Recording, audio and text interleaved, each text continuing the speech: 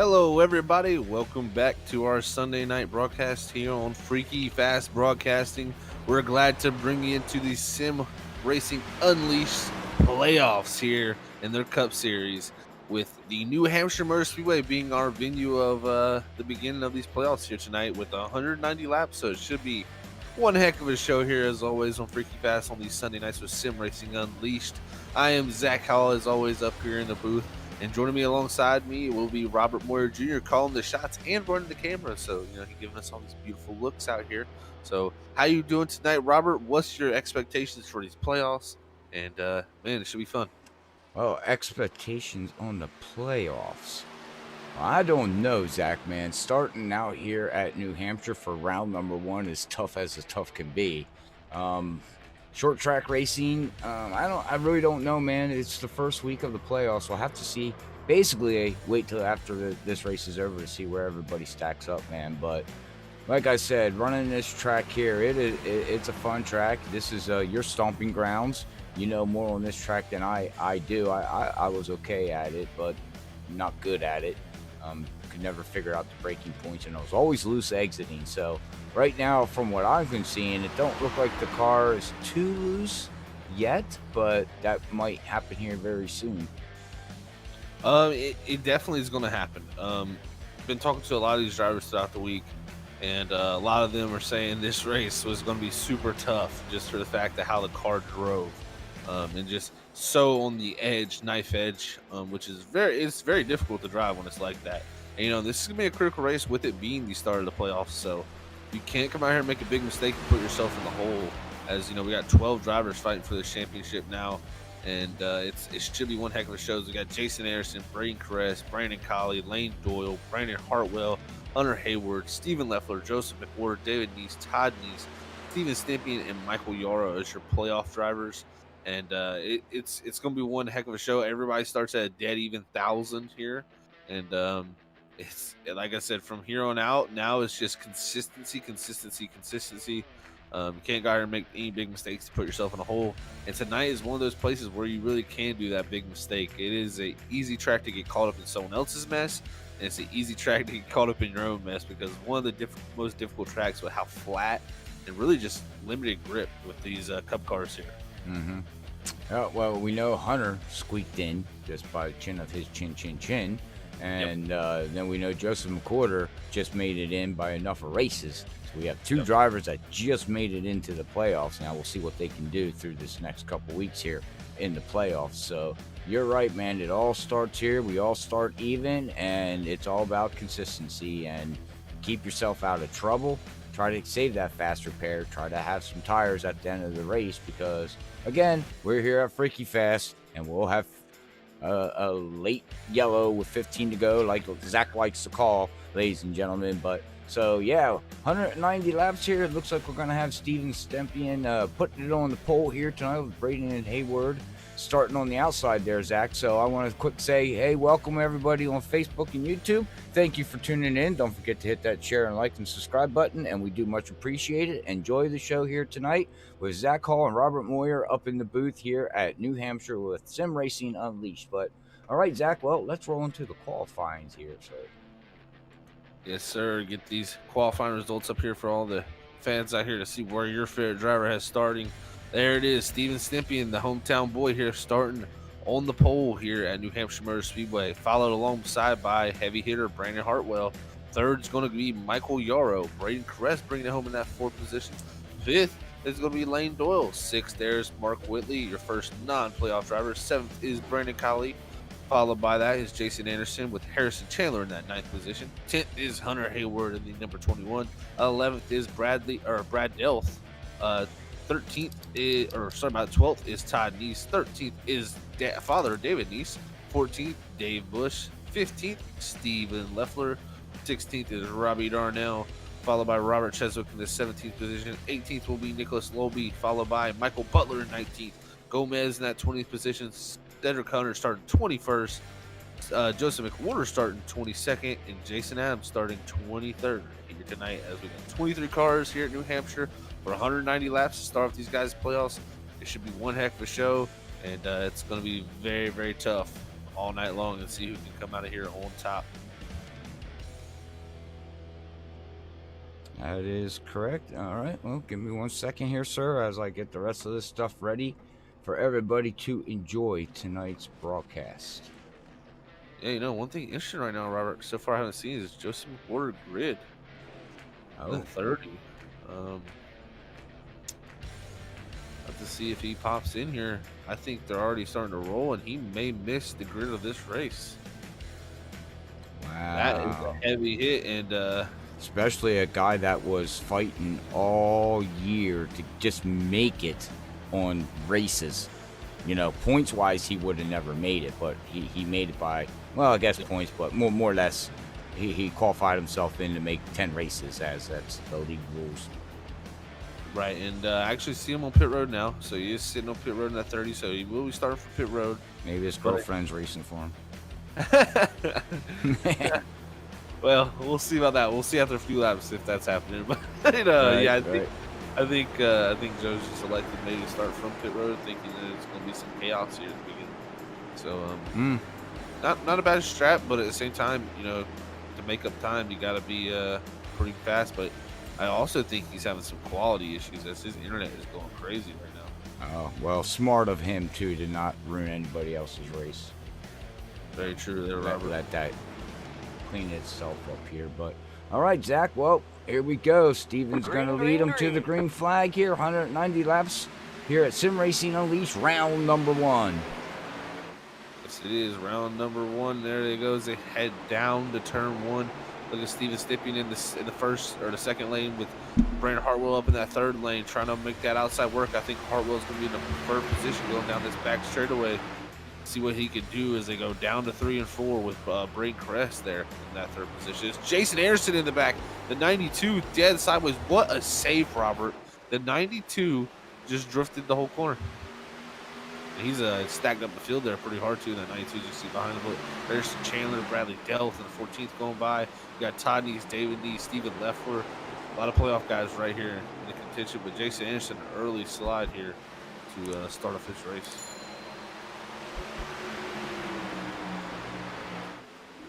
Wow, I think he's gathered it all back up. Seems fine now, but easy to slide these things, it seems like. Back up front, Steven Stippian has taken the lead back over from Brandon Hartwell, held on to that, and now Hartwell, they're right behind that 81. I know Steven said this is a track to watch out for him on. This is the hometown track, so you always make it special to come here and run good. So we'll have to see if he can start these playoffs with a bang and maybe get that win. Because I tell you what, winning's going to help you a lot. You can build points over these guys. If you can go out here and win multiple races, it's going to be tough to beat. Yeah, that is correct, man. We'll have to see. As you can see, everybody's starting to get single file, settle in. Lap number 4, it's no, you don't have to rush it, I guess is what I'm trying to get at here. All right, I think I got everything set up for the viewers. Let me know how everything looks. Now I can focus on helping Zach here call the race. I do apologize for that. I got to go through my routine steps to make sure everything's correct. So all good here, sir. And the thing I've been watching is a lot of guys stepping out sideways. But at the same time, this front low packers, we got a little battle now here with Lane Doyle and Yarrow as these guys go down the back straightaway here. Hayward working his way up now to the 7th position from that starting position. Look, he's going to go down below into that second lane, trying to roll the bottom. Can he get the power off from that 21? That's going to be the hardest thing. As you see Lane do a pretty good shot off the top. But Hunter's still going to be on that inside lane. Can he roll here? That's the key. As Lane goes all the way up into the 4th lane. That's a lane that you're going to see some people use, but it's definitely not the preferred groove.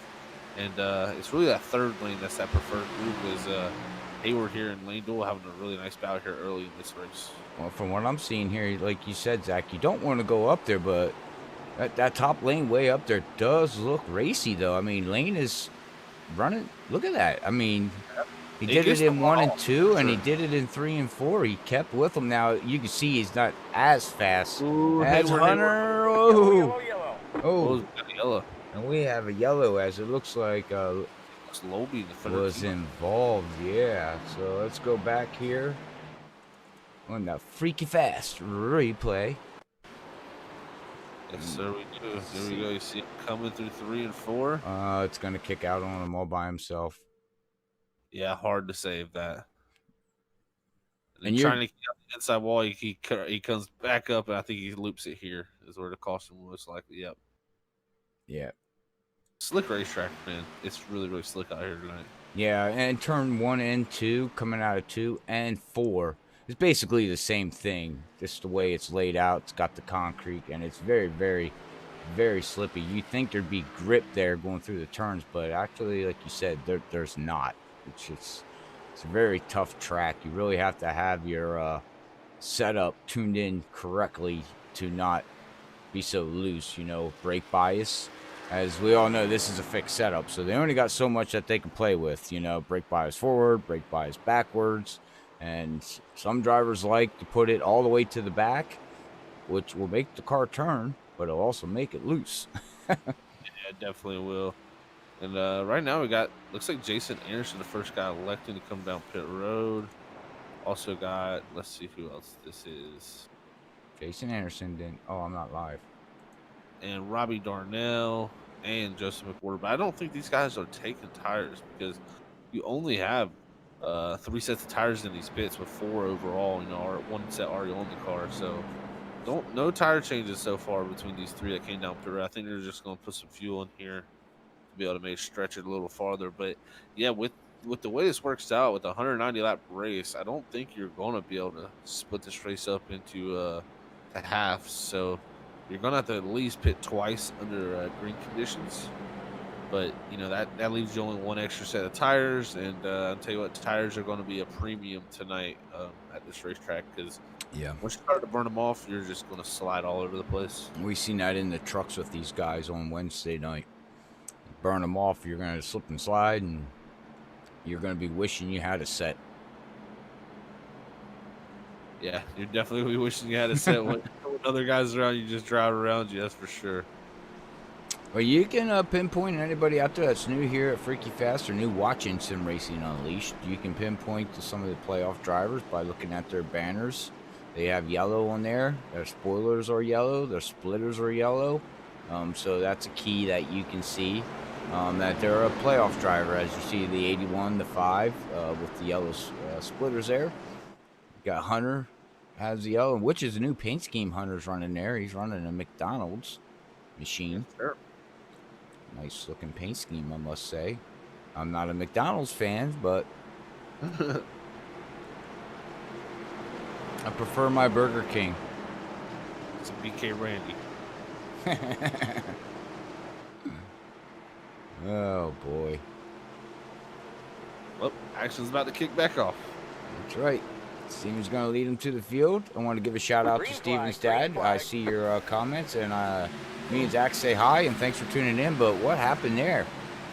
Steven just did not get going. Misses I don't know if shift. he was in the wrong gear. Maybe he was in third or what. He just did not get going. That lets Hartwell and Perez get by. Leader Steven Stiffy now back to third. But good job by everybody by checking up and not causing a huge issue there. Usually you see a pretty big accordion effect that happens in a big wreck. As Perez misses the corner. That's the other thing we don't talk about much. Missing the corner. And oh, Whitley into the side of Perez. Perez catches it very nicely. Oh, that would have been chaos. Yeah. Oh, looks like Hunter did get a little bit of damage from somebody there, Zach. Yeah, it definitely does look like it. Yeah, you can see it right in the middle. Look at that spoiler. It's. I believe that happened during that restart there. Yeah. Hunter already up to 4th position from 10th, so really good looking so far. Just watching this, you can see him working the wheel, exiting. That car, you can see it just shifting left and right, left and right. It's so cool. You can actually see how, look at that.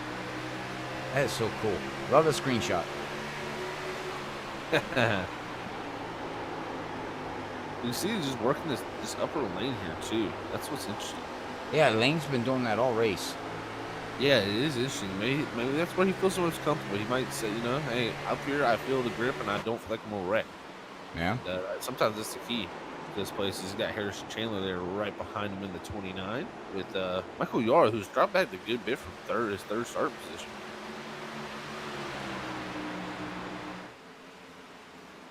That's 2 playoff drivers in the picture right here. Well, actually, would bring Chris 4 or 3. Sorry, I can't do math. Oh, we got back. Yeah, here's the cat too. Let's just let's watch him because I wouldn't be so. Oh well, let's see. Oh no, he got sent. Oh, and that's just a heavy hit. No caution's going to come out either. Oh no. Yeah, David got way too hard. David Nice didn't check up fast enough there and got into the rear end of him and loosened that car up. And like you said, once these cars get loose, there's already no grip as there is. Any little tap you're done. You're not saving it. It's very, very hard to save it. You have to be really fast on the wheel. Left, right, left, right. Right. Yeah, it's about impossible to save. Yeah. It's savable, but you really got to be fast on the wheel, and depending on what you have your steering rotation at and everything else like that too, how fast does your wheel respond to save it, and again, how fast do you respond to save it? Yeah, that's a big setback there for Cedric Hunter now. That's going to push him back all the way to 15th. He's back here behind Dave Bush. We see how good he was in the trucks, see if he can use some of that knowledge here, but when I talked to him, he said it just feels so different than the truck, so he didn't expect to be as good here tonight. But I wouldn't doubt Cedric. He can. He's made some pretty big comebacks here in SRU sometimes. Well, he's got a fast repair, so it's all about now just riding. Don't worry about battling nobody. Save what you can save. Stay on the lead lap. That is your main thing to do until we get to the next pit stops, as they don't have stage cautions here, so he has to make it to the next scheduled pit stop. If we got to make it there, as we're looking at Brandon Colley now here, he's got Steven Leffler behind him. This is the 11th, 12th positions here, battling it up. Looks like Colley's already got some left side fender and rear damage too, so he must have had some contact at some point through this race with somebody. Well, just got to look for a right side that's beating up on somebody's car. Right. Well, this match. I always said this is like Martinsville or Bristol. If you come out of here with no damage, you did something right. Oh, definitely. Yeah, that's the way. I mean, it's a mile track, but yeah, even Colley got into the wall there on exit also. So definitely not feeling the grace in that too. The 72 was able to get by and move up to 11th. And we'll see if Steven Leffler can go for it. I know Steven Leffler's really good at these flat tracks, so wouldn't be surprised to see a 72 make a good charge up here. As Todd Neese a little bit out the groove. That's going to let Bradley Delph into the inside, but Todd Neese should have a good power down the straightaway. Side by side, though. And he's up there running where Lane is, too. I mean, look at Steven Leffler. He's running that maybe one lane down than the very top lane there, but you can see the different lines that these drivers are taking. It's very interesting that each driver has a different way of entering these turns. That is one of the most interesting things, personally. It is. You got some that like to go high, like you said. Some will go in the middle. Some will go in a groove that you would never, ever think about running. And then you got some that will go all the way down to that yellow line as... Oh, Lobe again. Oh, no, Nicholas Lobe. I don't think it's his night tonight. 13, not having the greatest night, that's for sure. Let's see what happens here. Again, that thing just snapped out from him. And look at him wheel that thing. He's like, well, oh, my God. Oh, he almost had it. Jason Anderson probably had a slight... Oh, David Neese barely by. Him and David Neese and Jason Anderson, they probably had their hearts racing there for a moment. Whoa, Robbie. Who is that? Robert Cheswick. Oh, is that who that was? Oh, mackerel. Wow. Well, pit road again. Now it's opening up. See who we have. Takers and not takers. And looks like, yep, Cedric's going to come in and get that thing fixed. Yeah, and I think you don't take tires here, though. I just don't see You don't? How you can't? Just fuel? Yeah, just for how long this race is. I mean, you would leave yourself with 2 sets of tires for a little bit under 170 laps to go here. Like, Oh, this is an interesting call. Cedric coming down for fuel and just getting damage fixed, and that's it. yeah, Well, why not? I think mean, you're already in the back. You might as well. right. Hey, Who check did out I that. just? Oh, Check out that. Yaro took tires. Not to change the subject, check that guy down there behind the fence, ladies and gentlemen, with his hands up. He's like, "Whoa, Look at him. He's just leaning. Looks like he's yeah." about to fall. How can he do that, man? He's great. He should work in a circus. What is he doing? I have no clue. He's got his arms up and he's leaning back, going, "Yay!" But he's swinging back and forth. Wow. Some things you see in iRacing there. There's There you another go, guy in a white shirt with his one arm going, "Yay!" Looks like he's got a beer can. That'd be pretty funny if they modeled beer cans in there. But got some damage apparel on that number 11 as he gets back out on the track. So did Nicholas Lobby. And really, I noticed that Yaro took tires. Michael Yaro. So down to 2 sets of tires already in his pit. So that's an interesting call. I think really the biggest things you want to do in this race, 'cause I just think there's going to be cautions. I think these cars are so tough to drive. I don't see too many long green flag runs happening. We'll probably get 1 or 2 maybe in there, but at some point I think you're still going to get cautions. And I think that you need to save these sets of tires, because if you can have an extra set or 2 at the end of this race when cautions come out, you're going to drive through this field like people are stuck to a pole. Good point. Very good point. It'll be interesting. Tire limits have always added this strategy aspect into it since it started. So I really would not be surprised to see someone maybe win this thing or just get a great finish out of a tire strategy. Oh, hey, Cody's tuning in out there from LSR TV there, Zach. How you doing, sir? Thank you for tuning in as we're under pace laps here at the Magic Mile, New Hampshire. And we're going to send them back green as they're double filed up and the pace car lights are off. Oh, jeez. Cody said the reason why that guy can't move, he says he can't move is because he's too close to the others and he has no mask on. So he's leaning back. Goes, yay! Oh, man. Oh, that's great. You should come join my watch party, Zach. We got a watch party going on. Yeah? Yeah, I do watch parties now every race that we broadcast. Well, that's a party I want to be in. Well, come join. There's people in here. Green, green, green. Green flag's out. Here we go.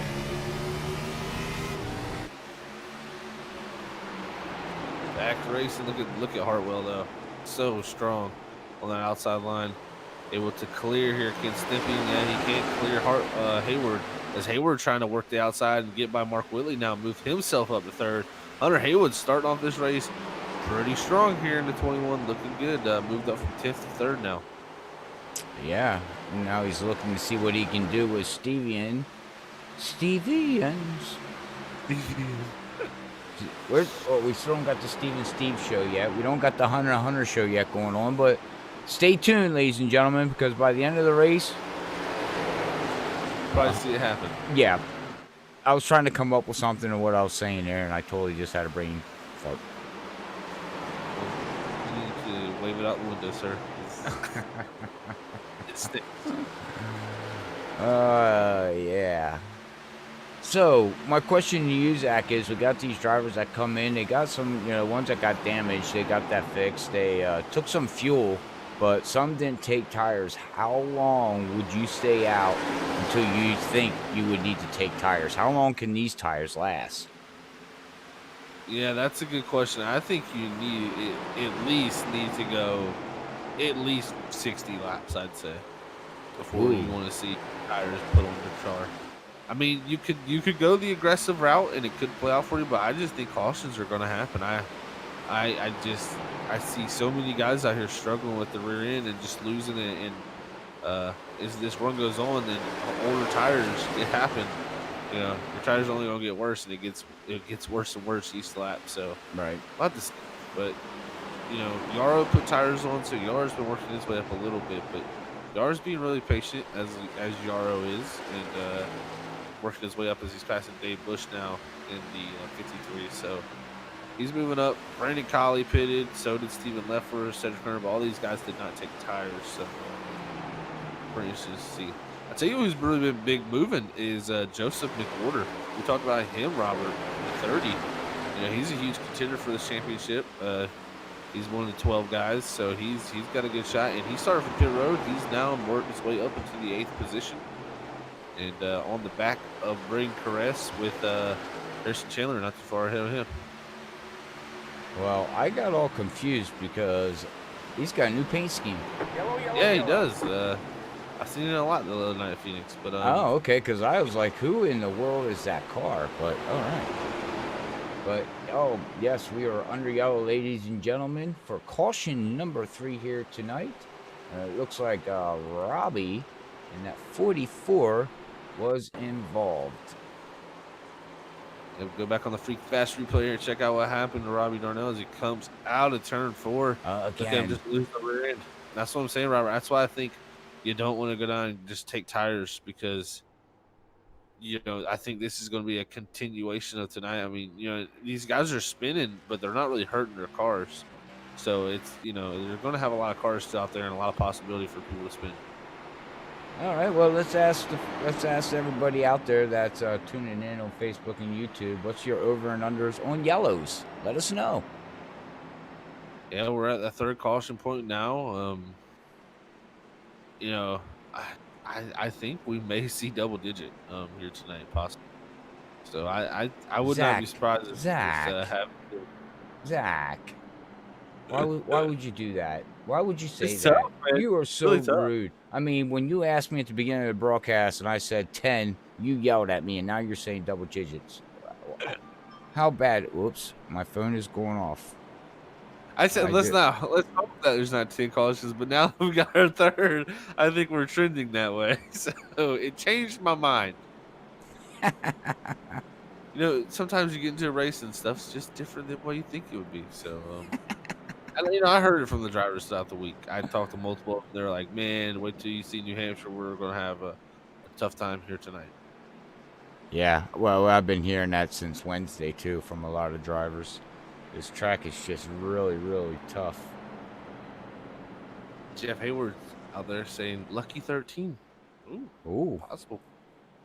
Lucky 13. Well, I said 15, so I don't feel as bad now. Oh, man. It's very possible. I mean, it's just, like I said, it's just so tough to put the power down. Steve says 10. Okay, so 10. He's like when I said, okay.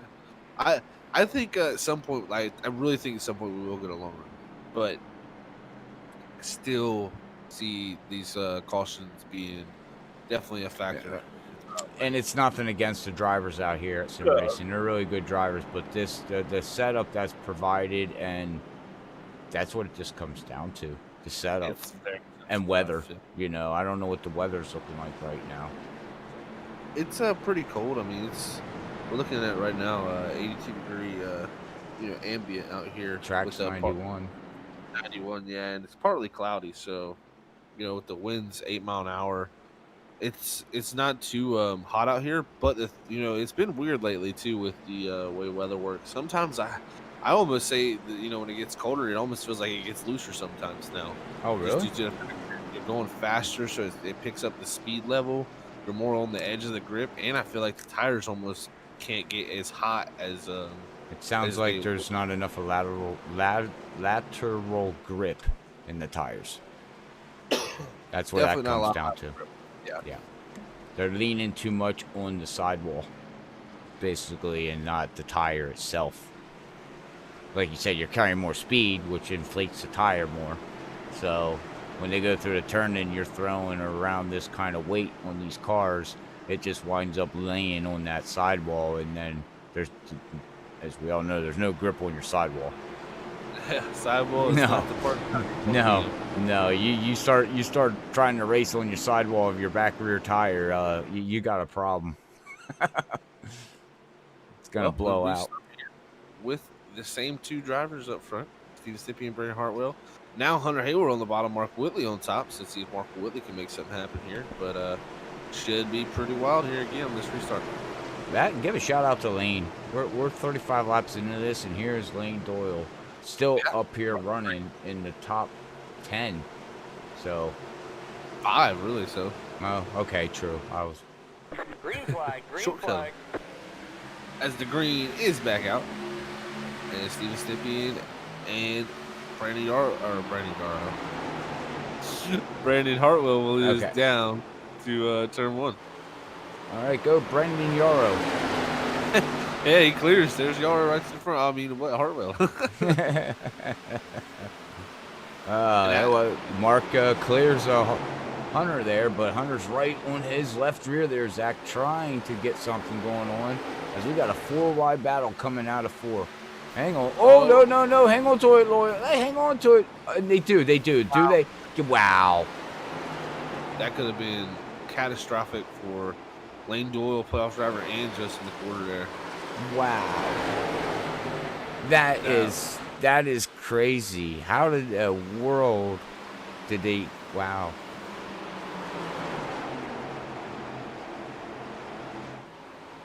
That was one of them saves that you say, that shouldn't have happened. No. Wow. As now you look back here at Bradley Delph there in the 13th position. Jason Anderson. Whoa. Yeah, I was just ready to say, Jason Anderson tried to do that at Phoenix, man. Seems like he's the type of driver that he sets sail. Yeah. He right there I was worried he was not going to make the corner.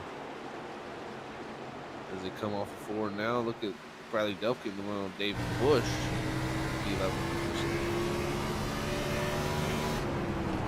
Oh no, and that's his Dave Bush round for our 4th caution of the evening there with Bradley Delph. Oh, there's multiple cars involved now. Looks like Robert Cheswick and Nicholas Lobey. I don't know if Warp was involved in that or not, but we'll see here. Oh, yeah.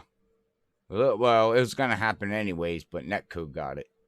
Yeah, it kind of stopped the contact from happening, but yeah, a little bit of Netcode in there between the 14, the 53, and oh, there's the 27 of David Neese. Look at Robert Cheswick go through Dave Bush's car. That kind of he goes through him and he says, "I'm gonna latch on. You're coming with me." Yeah. How you going, buddy? All right. Oh, look at or that wasn't right. It was Nicholas Lobey. Yeah. Now look, no deck lid for Dave Bush. That's unfortunate.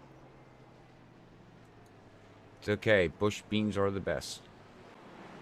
They really are. Yeah, when you take the deck lid out and it comes out the rear. Really? Is that where the people did in the car? That's right. Pop off that deck lid and look out, man. It's going to explode. And he did take his fast fix, so he does use the fast fix for that. And we got 2 vehicles out already. We got Mark in the 33 out. Jason Adams, he's out early. 23 laps completed here in tonight's event here. As we are under caution number 4. Oh, hit my mic. And let's lap 41. If at this rate, Robert, we could see 19 cautions if they keep this pace up. But like I said, I really expect a long run at some point. Well, I think I said 20 cautions. I think so. Yeah. He keeps changing his number, guys, so he can get it right. What? No. Yeah. No. Don't let him. If anybody gets it right out there in chat, I'll give you $1. $1. $1. I'll ship you $1. Okay, I can do $2.50. That's a trivia question. How many cautions are we gonna have? Throughout your guess, somebody will be the lucky winner, I imagine, at some point. Well, they gotta put it in chat. What if I win? Put it in chat. All right, Maybe I'll all give right. you a Freaky Fast. I'll get you some Freaky Fast stickers. Freaky Fast stickers. Let's go. Yeah. Maybe a coffee mug. How's that sound? Get a little trivia. Get everybody get out there and share. Let's get the chat going. Some reactions. Zach puts Oh. 10 cautions. And Yep, we are at and- caution number 4 already. So I'm not looking. My odds aren't looking very good, but I have trust in these guys that we will get a long green flag run. I just have a feeling. Well, we got somebody out there for 13, and now we got Zach for 10. If you go to the merch store, it's in the link in the description below on Facebook and YouTube. We do got some merch that we can sell, so I'll look on there. If somebody gets it right, I will contact you on Facebook, and I'll look on there and make sure what I have, available on our merch store, and get your address, and I will ship you if you win something. We'll figure something out. I just started doing this. I threw it up. I don't know what they said. This was hey, cool. Well, I tell you what, Robert, we're about to get him back going green here at the New Hampshire Motor Speedway. What magic could we see? You never know. Right now, 43 laps in, 4 cautions. It's been rough and wild, but I tell you what, Steve Stimpy and Brandon Hartwell, they've been going at it this whole time. The top 6 hasn't changed. Green It really flag, hasn't. green flag. Oh, Mark's all over Steven. Look at the push he's giving him. He's trying to set him down. Yeah, he pushed him hard, which could work, but no. Hartwell saves it, but look, that lets Stimpy get by. Can Mark Whitley clear? It's going to be hard to do, but he's side by side now with Hartwell. Stimpy's going to try to run away now and say, I need to get away. Whitley throws the slider. Can't slide up in front. Oh, he can actually get the drive. What a move from Mark Whitley in the 77. That was a great move. Now Hunter Hayward going for Hartwell's position. Well, we also got to understand, Zach, these guys are on 45 lap old tires yet, and they're still saving it. I mean, wow. I mean, but the more you get beat up like that, the more you're hurting your tires. Hartwell sliding back farther. Now Justin McWhorter going to roll the top, try to pass Hartwell. Hartwell definitely not having the best run right here so far on this takeoff speed. Well, right now we have 2 people that say 10 cautions. You got Steve and you saying 10 cautions. And now we got Bobby, wow, 19 cautions. Holy mackerel. And Steven's Stimpy and Steven's dad said, or Steve Stimpy, sorry about it, he said coffee mug works for him, Robert. So I see. I see. I have to see what I got on there, but I would like to do it once a week. Does the fans would like that? Little trivia, maybe win a Freaky Fast coaster, or win something, and I'm more than willing to get it shipped from the company that makes it from us. It'll be directly shipped from them. It won't come from me. I just put in your address and it'd come as a gift. that'd be pretty cool, I think. I tell you what's pretty cool is how this is all shooken up now. Hartwell went all the way back to 5th and restarting in the lead. Now he's on the back of Justin McWhorter. Well, I think I might have actually almost got in the back of Justin. Yeah, she had to save it a little bit. But the top 5, you can throw a blanket over these guys. Because the Ballon is behind them too now.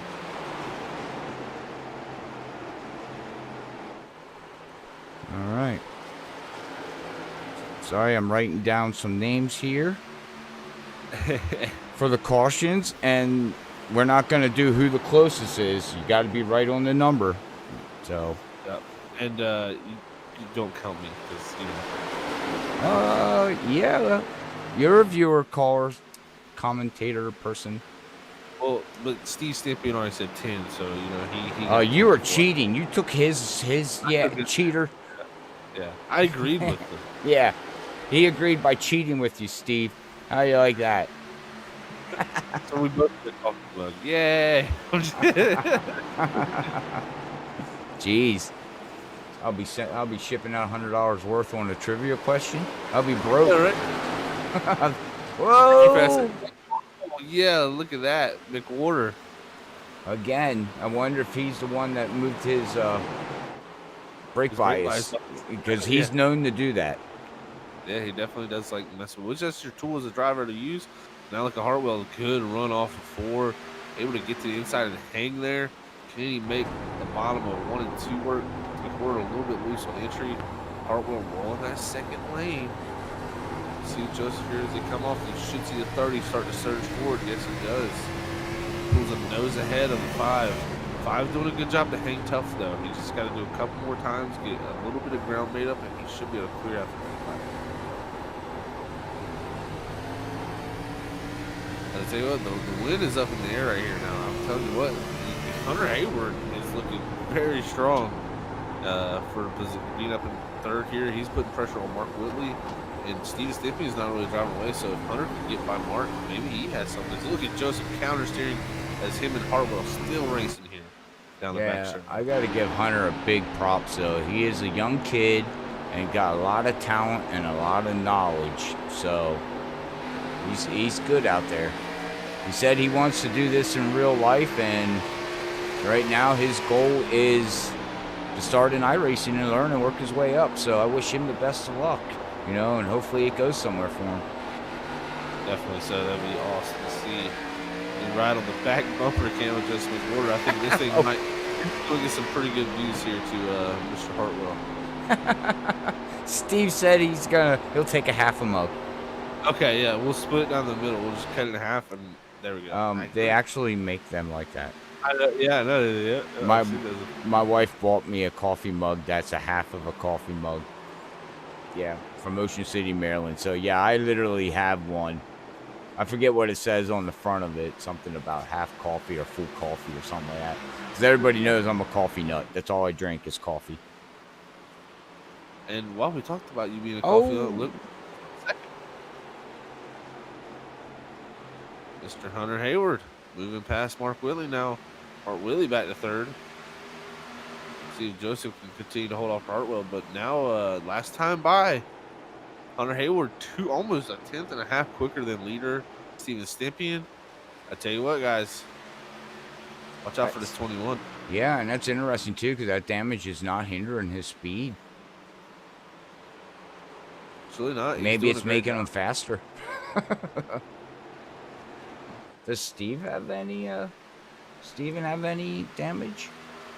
Yeah, he does too. Yeah, I think that was on that start that I think he made a mistake on that start, so it definitely got some damage right there. Hunter's catching him. He really is, Robert. He's reeling him in fast. Yeah, the 21's looking very strong. He's rolling the middle lane too, which is looking pretty nice. Steven's really coming off sideways in the corners as that 21's growing in his mirror. All right, hey, Kenneth is out there. Haven't talked to Mr. PR guy there. 9 How cautions. you doing? So yeah, well, we got 9 cautions now, so I'm gonna write that down on my piece of paper. I like it. So we have 13, 19, 9, and 10. Interesting. And we are on caution number, I have no clue. 4? 5? 4? 58 laps in the books. Zach, you were saying around lap 60 is where you would look at going on these tires here. It's actually starting to look like we're having a green flag run here. We do got some battling going on way back in here in the field with back here at 16th, 17th, 18th, 19th, 20th place. There you can see. Yep, you can also see it on the track map, ladies and gentlemen. The numbers are the positions going around the track. So, and then you see the highlight yellow around that number means that's who I'm focusing on, 9th position. cool is Harrison Chandler there in the 9th position. But I tell you what, Lane Doyle and Jason Anderson, they could have put a piece of paper in between them two. I don't know if that paper would have lasted. Yeah, they're still doing it. Good hard racing here between the 92 and the 32. You got Brandon Collier not too far behind. Todd Neese. Cedric Hunter's got by Bradley Delph now. And oh, wow, that was so close. Wow, and Hunter just took over the lead. Change. Wow. Look at this. The 21, the young man himself, Hunter Hayward, has taken the lead here in New Hampshire, the Magic Mile. He has found the magic, and he's digging. That is really cool to see him take that lead. And Steven Stimpian, not an easy one to run down here, especially in New Hampshire. Yeah, this is Stevian's stomping grounds. Stevians. I love that. I know. Why do I say that? I don't know. I don't know either. I do apologize to Steve. I'm saying your son's name wrong. I'll just call him Stemp. Well, that's what most people call him. Is, man, the 4th place battle still going on between Hartwell and McWhorter. When does Hartwell get, impatient here and just, use McWhorter up a little bit? Because he's been very nice to Joseph so far through this little battle. But at the same time, it's early in the race. You don't want to build no enemies or animosity where you might want to get a little bit of give and take later. Right, but I got to give this driver's credit and the track just credit on itself. That high line looks racy up there. It is. Oh, no. Lane Doyle was involved. Oh, yeah, it was the 32.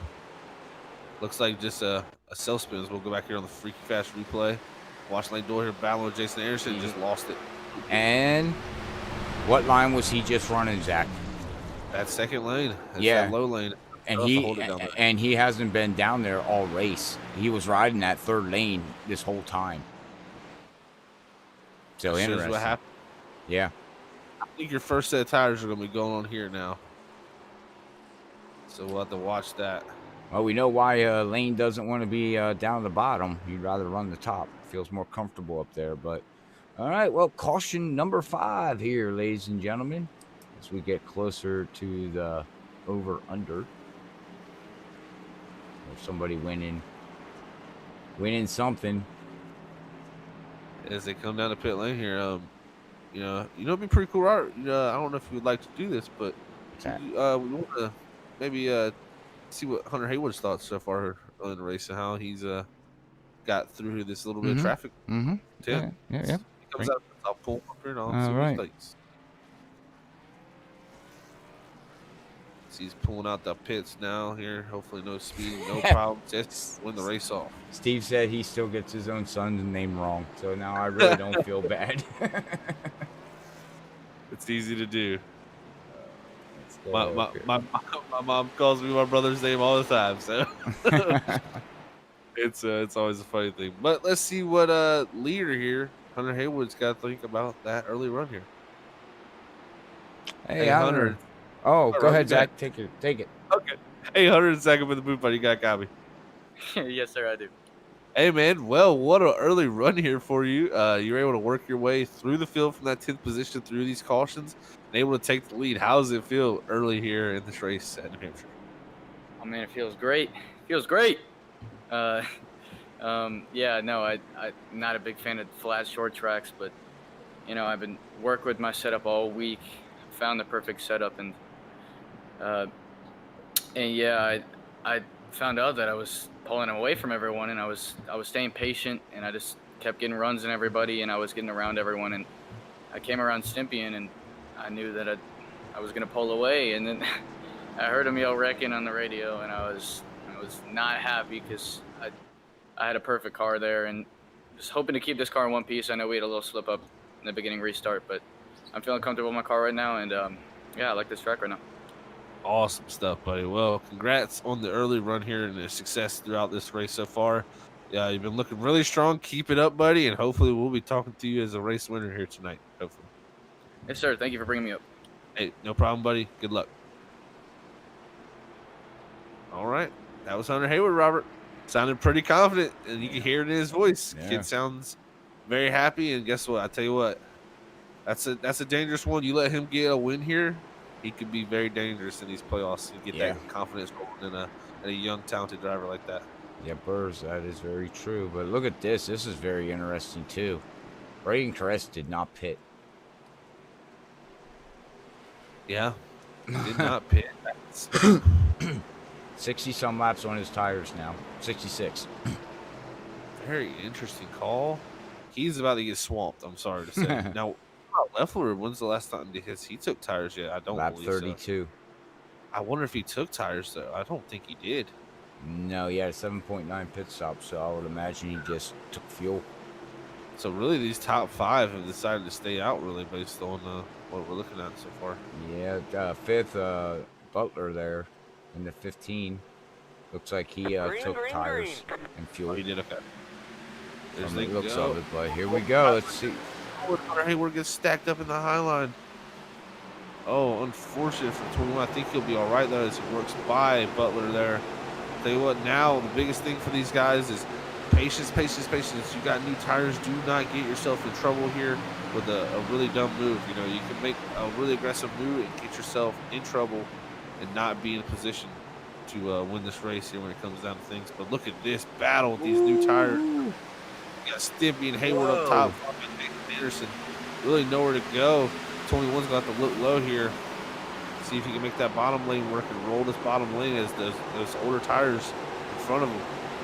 Got to be careful, though, as you can light the tires up, get to the inside of people. Look at Joseph McWhorter down below. He's going to take it 3 wide possibly with the 5, but decides the better of it. Oh, look Stephen at Leffler. Leffler, Brandon Colley, Stephen Leffler in the middle. Oh, Stephen Leffler holding buddy. Save. Oh, this Jesus, God. 3 wide now with Hartwell in the middle. Steven Stimpy on the outside. Oh, Hartwell drives up right in front of Stimpy. Joseph McWhorter sticks himself in the middle. What is going on here? If anybody's liking this, hit that like, subscribe, and share button. Show us, because I don't even know where to go with this, Zach. This is what shows you old tires versus new tires in a track that's hard to pass. Look, I said we're going to go 3 wide again. Off the exit. Oh. Jason Harrison gets put in the middle. He's probably saying, "Oh, just let me get out of here, fine, please." Wow. Wow. Corner almost, but thinking about to get the run off here is Collie down the middle between Leffler. Oh man, his Delph goes by. It's still happening back here from 9th on back. As you got guys on old tires and new tires, Chase Anderson slide out the track. Wow. I know I just keep saying the word wow, but what racing. I mean, this is insane. Brandon Colley's got everybody all over him. He don't know where to go.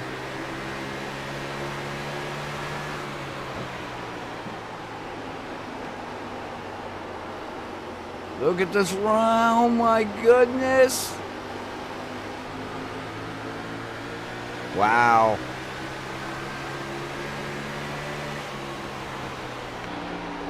Chandler's all over him. We got Cedric Hunter back here trying to figure out where to go. He's not even sure where to go. Look at this. We'll go riding along with him here, and we'll see what he's seeing right now.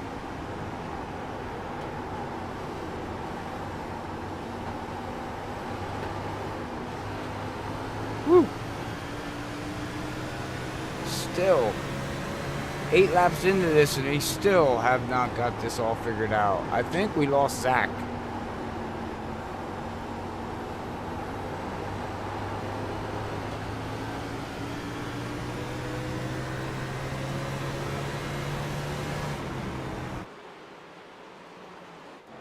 All right, well, look who just took over the lead here again. Hunter is going to take over the lead over Brandon Hartwell. As it looks like we're getting everything single file now here, so everything's starting to get settled.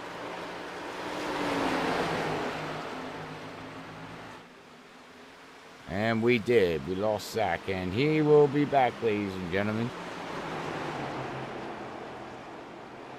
So it looks like we have the top 5 just settling out. And then we got back here, we got Braden Caress that did not take a pit stop, everybody.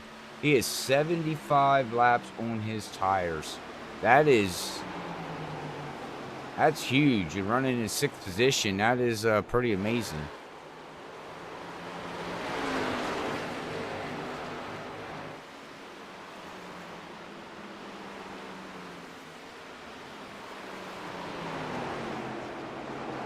Talk too much about Todd Neese. Todd Neese is out here running. In 8th position, up 4 positions right now. We got Lane that was in that last yellow. He is now back here in 10th position. Rerunning that high line where he likes to run at.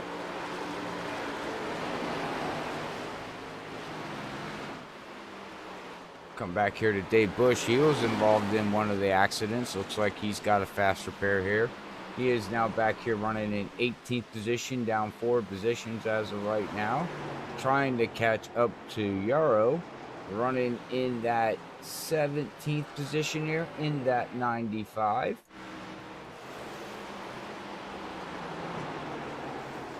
Hey, Zach, your mic is muted if you want to know.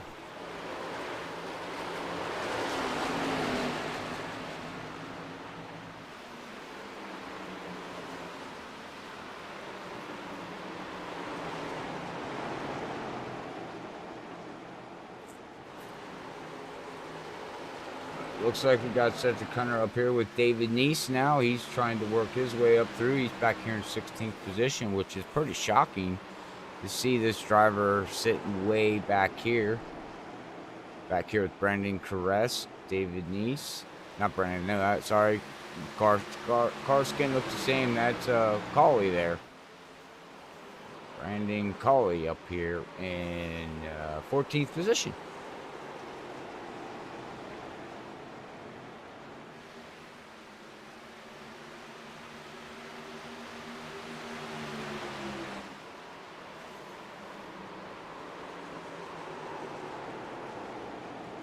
Alright, well, let's go back up here and see what's going on with the lead right here. You can see, let's get up here. Hunter has pulled out to half a second over Hartwell. They're about running in. Hello. I'm back. Where'd you go? I crashed. I'm sorry. The aliens tried to eat him. Yeah. You crashed. Did. Or your internet die or the computer crash? My computer blue screen. Oh no, that's not good. Yeah, it seemed like it was some driver failure or something. I don't know. Oh no. I'll have to go back and look at that later. But Time for a new hard drive. I don't know what happened, but yeah, that was interesting. Sorry about that, and then I couldn't hear nothing in Discord when I came back. So got it all fixed though, and I'm back and get my cameras all fixed up. All right, well, you haven't missed too much there, sir. We got, it looks like everybody has basically got single file here now, and everybody has settled down yet. The only driver out there, which is very shocking, and I don't know how much more he can go on his tires, is Braden Caress here. 82 laps on his set of tires. Ooh. He's the only one that has not pitted at all, so I guess he's running the tank out too, because he hasn't pitted at all. Yeah, that's interesting. How far can you go in fuel? Probably 90 laps at the most, I'd say. So very soon he's going to have to be pitted. With all these cautions, that would help, but yeah. Maybe make it 100 because of the cautions, but yeah, it's still very close on fuel for him. Yeah, and it looks like at the beginning of the race we had a little bit of yellows here and there, but basically this race has cleaned itself up, and everybody's looking really good out here. Yeah, you know, it's usually what happens in these races like this. People start to figure out more rubber gets down, which helps a little bit of the grip level too. So, good job by these guys getting it going. I'll tell you what, Hunter Hayward is still looking strong out here. He's got Hartwell now in the second position with him. Mm-hmm. They broke away a little bit with McWhorter, Stympian, and Whitley there in third, fourth, and fifth. But so far, looking like a good little race. You need. How'd they come back? Of course I We did are that. on caution number 6. We are getting close to caution number 9, the winner prize. And unfortunately, it looks like Yarrow was involved in this one here. Zach.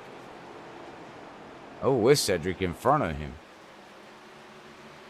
And Yarrow. Yeah. Hello. Ooh. Heavy hit. Collie just missed that. And that's playoff driver error too.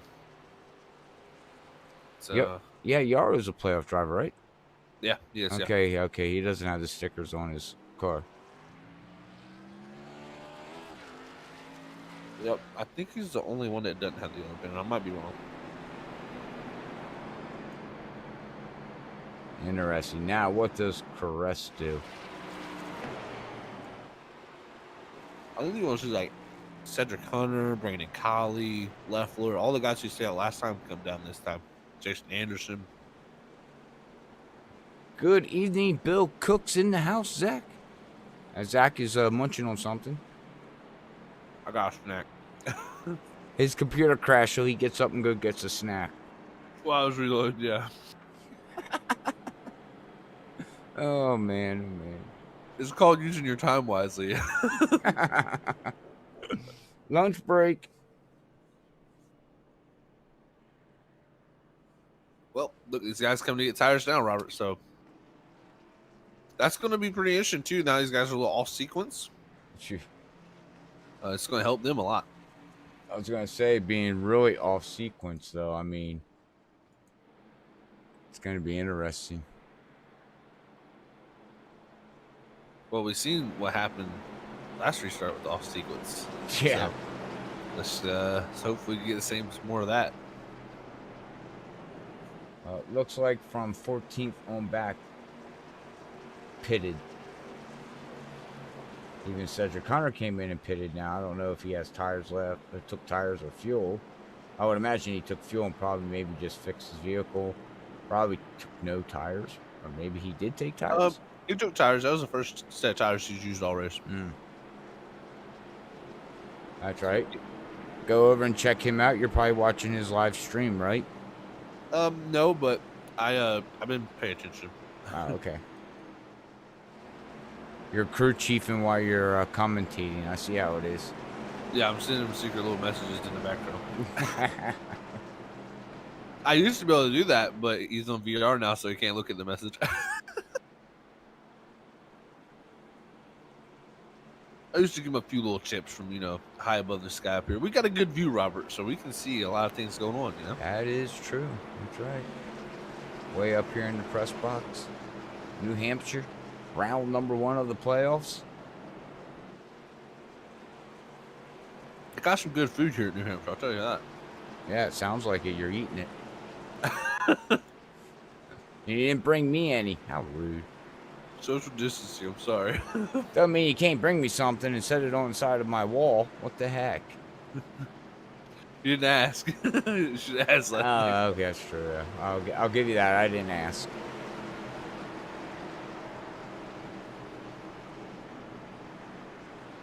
Well, hopefully we see some more interesting restart here.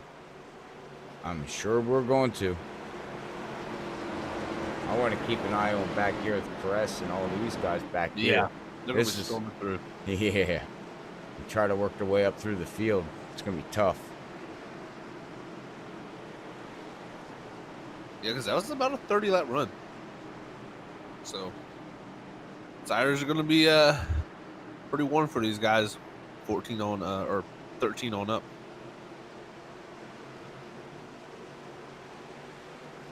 All right, well, see what these guys can do. Here we go. We're going to get ready to go back green as the official pace car ducks in. Green flag is out, and here we go. All right, Hayward leading us down to turn 1. Look at this back here, though. Watch these guys slice through. Look, Stephen Leffler, Cedric Hunter, Jason Anderson, Braden Caress. All these guys on new tires. 72 leading the new tires here. See these guys work their way through. I'm wondering if they'll even get to the lead. I almost expect to see one of these guys maybe possibly make it all the way to the lead. Do you think from starting way that far back? I think it could happen. Oh, is no Joseph McWhorter, Hartwell, and Mark Whitley. Look out! Oh, Hit the go around. brakes. Big pile up. Ooh. Got to go back and check that one out on the Freaky Fast replay.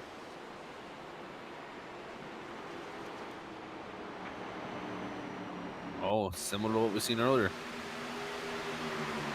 Back on the replay here. Look at this Joseph McWhorter going down. Oh. Boom. And again, there was a little warp, but oh, and Steven. Oh, hang on. Couldn't check him in time to slow down for Mark Whitley, and Mark Whitley says, "Lope-de-lope." That Pepsi's all shooken up. That's right. At least it's sugar free, 0 free. Oh, does he keep it out of the front end? Just a little contact in the front end. I think Whitley's gonna be fine though with that damage. I would say the faster pair for him personally. What I'm impressed is also his Hartwell. He really didn't hit too much. No, he really didn't. He just looped around. Now the question is, do these other guys come down this time? I don't think you can. Now you kind of made your bed. That'll be your second set you use. Then you'll have one set for the rest of this race was 100 laps. Oh, Hayward. Okay, he decided better. I was going to say, son, what are you doing? Don't do that. He's lucky there's no commitment lines out there because he might have got a penalty. Right. That's the ability we have in iRacing here to fake till the very last second. The only thing that can take you out is the wall. No problem, Kenneth. We understand. Good luck to your nephew, and thank you for tuning in, sir. And I got you jotted down for 9 yellows if we get to that. Right now we're on number 7. Man, we keep creeping closer and closer and closer here. We're creeping, creeping, creeping. Creeping. All right, guys, you can stop having yellows now. Oh, we've got 100 to go. In the first 90, we got 7. So if, we're nearing 100, I imagine we'll get to the 100 mark. We're almost halfway. So maybe 14 cautions is the number to say. So if you haven't put a caution number out there, go with 14. Hey, now, I was thinking that in my head too. I was like, okay, we're halfway here. If we do that, we had 7. If we have 7 more, that makes 14. Yeah, I'm doing the math. Big maths. Freaky Fast Booth is a math, just like that's you. Yeah, we're all about math here. Okay. No, we're not. You are. Oh man. Well, hopefully everybody's out there enjoying the show here. Sim Racing Unleashed and Freaky Fast Broadcasting. Now, I know this is a little bit off topic, Robert. Oh, that's fine. We got time. Now, I know you're a big football fan and all. Yep. Did you see the DeAndre Hopkins catch to win the game? Yes. Now, that was crazy. Yes. To win I like it, yeah. that too for my fantasy. Yeah, to win it especially. Yeah. It helped my fantasy team out too a little bit, so I was pretty happy with that. I'm getting my butt kicked in fantasy this week, so no. Well, my team didn't score. Yeah. At all. Like a lot of my players are on bye, so yeah, so it's a bad week, but hey, how about them Steelers? 9-0. I was about to ask you, did they win today? Yes, they did. 9-0, 36, I think, to 3, 10, something. Who they play? Bengals. Makes sense. Yep, and now they got Jacksonville next week, so we can go 10-0. Didn't have a good game. Now we're gonna run into one of these teams that are nobody thinks we're gonna lose to, and we're gonna lose because that's the way sports is. That's very true, but you never know. At least, hey, I know Roethlisberger was, he had a little limp last week, so good thing he stayed healthy. So that's key. He hurt his shoulder and hurt his elbow and hurt his ankle, and he's a wrecking ball right now. Well, hopefully he can stay healthy for the playoffs for you guys' sake. Well, what's also hopefully for our sake is these guys here in the playoffs can pull off a win, because that's what they're looking for here tonight. So we got playoffs here at Sim Racing Unleashed. Well, it goes off points, right? A win, they don't do rounds. So win doesn't matter now. Right, right. It helps. But it helps, correct. They're off. It's like back in the air. Hunter Hayward leading this race with Joseph McWhorter now on the outside lane. I was kind of questioning Hayward giving up the outside there now on this restart. See if he can clear McWhorter, as he did a pretty good job there. Clears him off of 2. Good job by Hunter Hayward to clear. Hold on to that lead from the bottom lane. Now look at Lane Doyle working the outside of Steven. Remember, he spun probably 40 laps ago. Yeah. At 32. Now working the outside lane around Steven. And again, he's back up there where he feels comfortable. He's been up there all race. Look at the new tires coming there, Robert. Here's Leffler already up to the 5th position. Cedric Hunter trying to take the 6th position. Jason Anderson trying to follow that also. Great racing we've seen here in New Hampshire tonight. A lot of people, this track is not one of their favorite, but I tell you what, it puts on a great little side-by-side action with multiple lanes being on YouTube. Yeah, it track's known to show to give good shows, good side-by-side racing. As you Here's see, Cedric Hunter. Yeah. He will crack the top 3. Well, Oh, Leffler drives it back to the outside. Oh, Anderson runs his teammate up the racetrack. Maybe they're not teammates tonight. As Cedric now gets past Steven Leffler. I tell you what, Cedric was really good in that Truck Series race. Let's see if he can make some magic happen here in the Cup Series. Now look at this Stimpy trying to hold off Delph. You know, the older tires, they're showing now.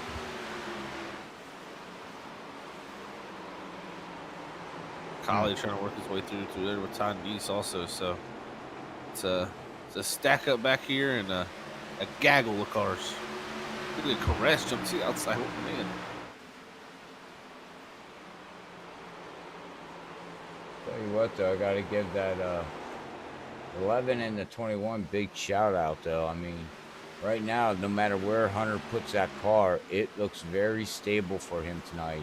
He's running the low line that you wouldn't think you would run too much down there, but it's look at that. I mean, that thing is just shooting right off the corners without even snapping on him. Oh, and Lane Doyle goes around, I think, Robert, in the 32. I think he's in the grass, but I think no caution is going to come out for that. Oh, yeah, he is.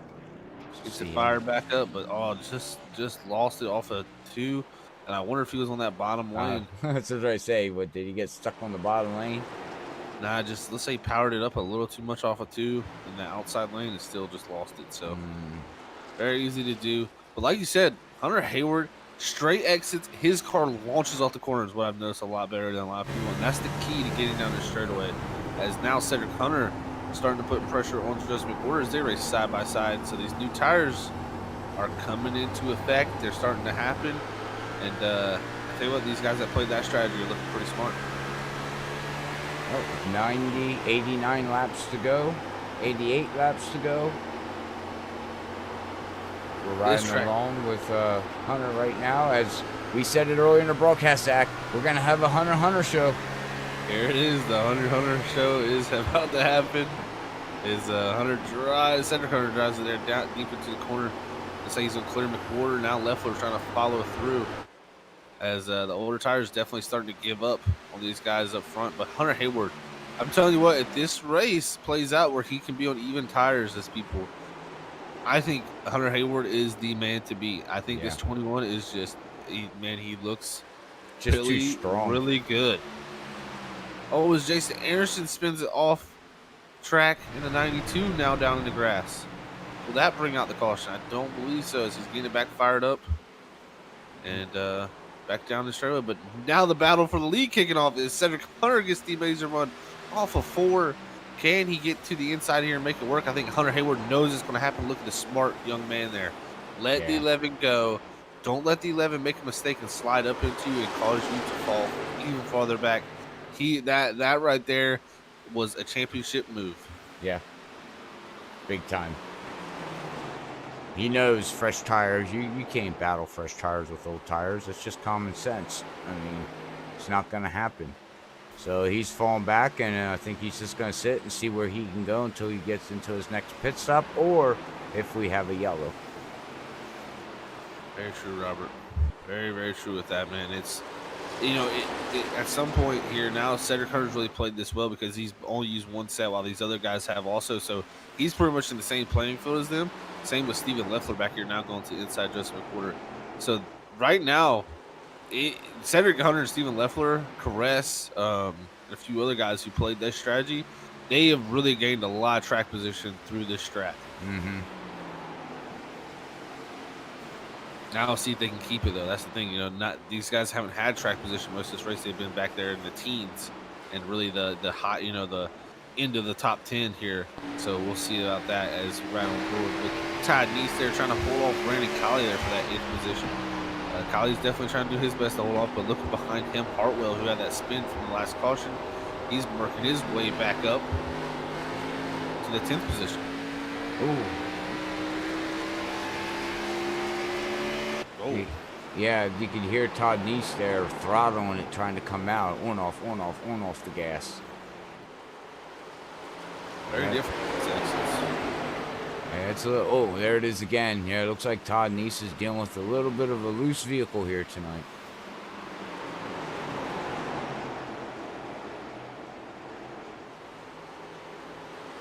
Yeah, I think a lot of these guys are dealing with that for sure, Robert. It's just so tough to get up off these exits and make that car stick. Even leader Cedric Hunter, what I'm seeing, he's sliding it a little bit. So, looking back at Cedric, it's not, the best picture for him as this run goes on. But I wouldn't be surprised to see him looking pretty good. It's actually Braden Caress now up to 3rd, Robert. What a run for him as he's used those tires to full advantage in that 91. Looking very, very strong from that 4th starting position today. We'll ride on board with here with Braden Caress, see if he can make any headway on the 2 ahead of him, which is around 30.76 that time by to 30. The Hunter's 30.92, and leader Cedric Hunter's 30.72. So pretty much matching times with the leader, a little bit quicker than Hunter Hayward. See if Braden Caress can maybe run up here and catch this 21. As I tell you what, the 21 though, the thing is, look at everybody else that's on the old tires compared to him. He is completely drove away from them. Yeah. So Hunter Hayward is definitely, in my opinion, the man to beat here tonight, or young man, I should say, to beat. Yeah, I think he's the car to beat tonight. I really do. This all plays out for him, and that's the problem. Everything's got to play right into his hands. Everything he's working for right now could fall out the window.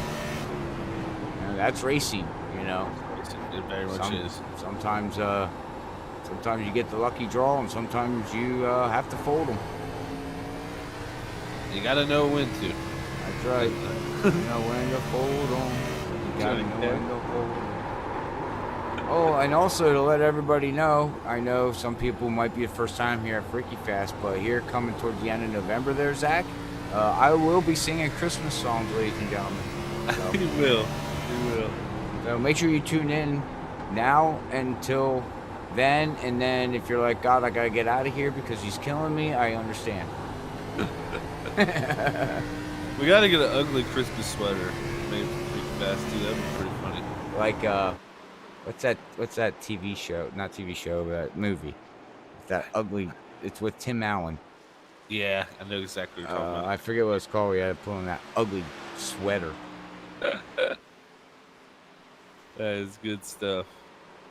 Man, I wish they would bring back that old show, Tool Time, as we got an old Leffler almost into the back bumper of Joseph McWhorter there for that 3rd position. He got in there so deep, he locked up the rears and almost lost it, but caught it. It was a great job. I think he's getting held up here a little bit. He's having a tough time passing McWhorter. He's definitely quicker than McWhorter. It's just McWhorter's been able to get that really good launch off the top, running that top, and not made too many mistakes. And that's what I'm seeing here from now. Again, Joseph just blinked out. Yeah, he's been having some blinking. So, where'd he go? Oh, we see the smoke. He's out there. Oh, there he is again. Oh, yeah, Steven, please be careful. It's hard. Yeah, that's hard to do. And I think that's. Oh, nope, he's back. Nope, he's gone. Oh, he's gone. Yeah. There he is. Back now. Nope, now he's gone. It's the ghost of Joseph McWhorter. I think Leffler's cleared. I don't know. Maybe he's inside of him. I don't know. This is scary stuff. If all of a sudden you see that car go around, you know what happened. I think Joseph is. I think Joseph's behind him now because I see the smoke trailing like a couple links back. But yeah, I think Joseph might have. His quality very low. If he drops out of this race, That is going to be a major conflict, and I look. I trust me. I know how it feels to drop out of a playoff race and leading. Last night, did it to myself. Dropped out of the race and lost 2 laps leading the race. So and there he comes back. So good stuff to see him come back. Luckily, he didn't lose anything. It looks like he's just going to be in the 5th position. Well, no. Nope. And he's there. He goes. He fell through. Oh man. Everything he worked for, ladies and gentlemen, is out the window. There goes Discord. It's gonna blow up. It's gonna be it's definitely not gonna be happy times in the That's in the it. fourth Christmas quarter. with the cranks. Christmas with the cranks. That's Yeah, why we got Steve out there. He does the research and becoming our PR guy on Sunday night. Well, look at this. Oh, and there's a Oh, caution. oh no! It looks like caution number 8, and that has to do with. Stympian? I don't know. I'm not triggered. Steven Stympian, yeah. Yeah, it looks like some contact between him and the 2 of Brandon Colley. They're going down in the 3.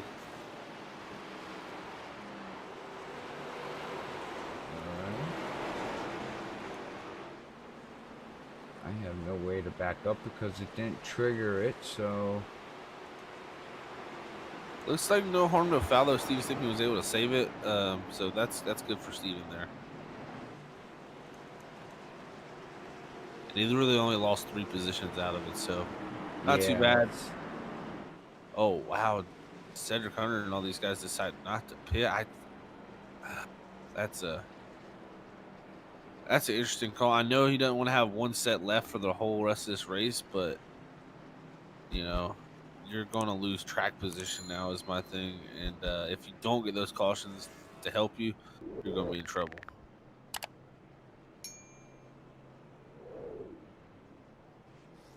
Caution number 8. Well, I don't know if Steve's out there wishing for 2 more cautions or not.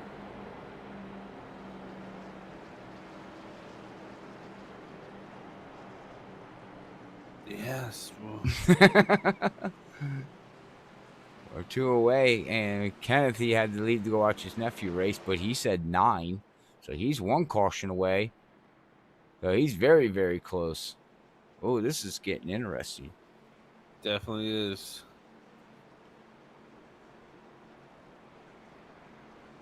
I feel like singing Christmas songs now. Nope. Mm. Mm-mm. Not allowed yet? No, not allowed yet. It's not No. Christmas time. We got to get to Thanksgiving. Once you get to Thanksgiving, then you can do your Christmas carols. Oh, man, okay.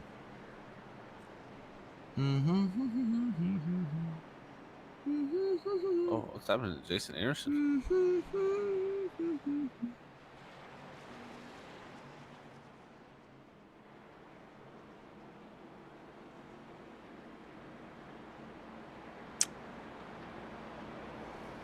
So, the top 3 did not pit like you were talking about there, Zach. So, I mean, I would have came down and just got fuel. Yeah, that too. This is interesting. I'm guessing they expect more cautions. That's really what I'm laying it down to. Okay. Hayward's going to restart in the 8th position, first guy on tires. So we'll just see how that plays out. Well, interesting is the 14 of Brad. He pitted on lap 63. Nicholas Loby pitted on lap 63. Brandon Colley pitted on lap 84, same as the top 3. So we got 2 vehicles in here that pitted on lap 63, Zach. Dum dum dum dum dum dum.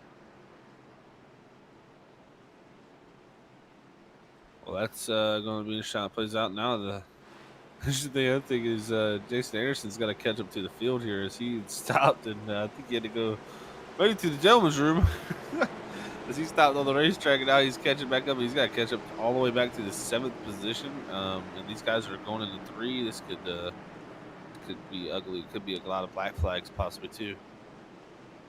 I think there is a rest stop in the back. Oh, never mind. They give him an EOL, so he's good. He's fine. Oh, okay.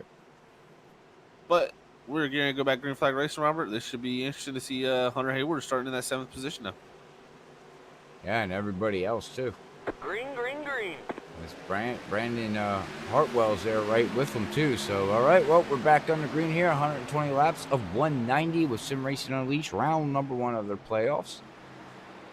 Look At this. Caress. Oh my Caress goodness, is who's that in the middle? I don't know, and that is scary. That looks like Hayward it was. Or no, not Hayward, Hartwell.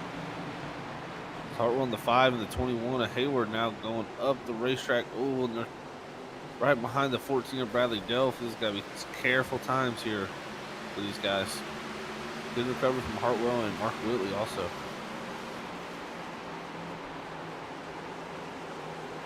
This old Caress misses the whole corner. But he's fine. He's all good.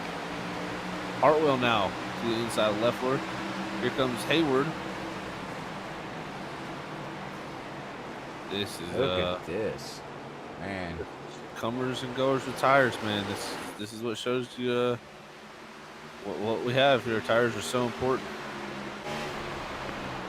Here comes Hartwell. We got a new leader. Oh, and Caress slides up the racetrack. This is going to put him 3 wide on exit here. Can Hayward make the very bottom work? Oh, don't squeeze Oh, up. my goodness. Oh, look at Mark Whitley. Hartwell misses got so loose. Wow, look at this. He snapped that thing sideways, Zach, and saved it coming out of 2. Look at Stympian going through the middle of Caress and Hartwell. Wow, this is some great racing here tonight at the Magic Mile. Show me the rabbit. Oh, and Hayward gets a little loose, but was able to correct it. Oh, my God. Guys, Here hang comes on the to the Mark vehicle. Whitley. Oh, we got somebody else loose, too. I can't keep up with it all. Oh, no, there goes No. Todd Neese. Does he save it? He saves it. No, he doesn't. Oh, yeah, he does. No, he doesn't. Oh, back and forth. Oh, Yarrow, and that's Look going at, to be oh. Lowby. Oh, man. 9th caution of the race, and we seen it live. He almost had that thing saved, Zach.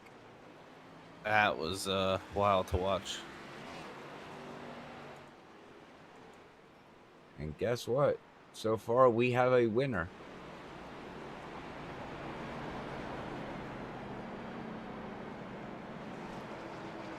Wow. Now what do you do? Now do the guys that didn't pit that last time, do they come down this time? That's my question. Looks like a few more going to stay out. Leffler decides to pit.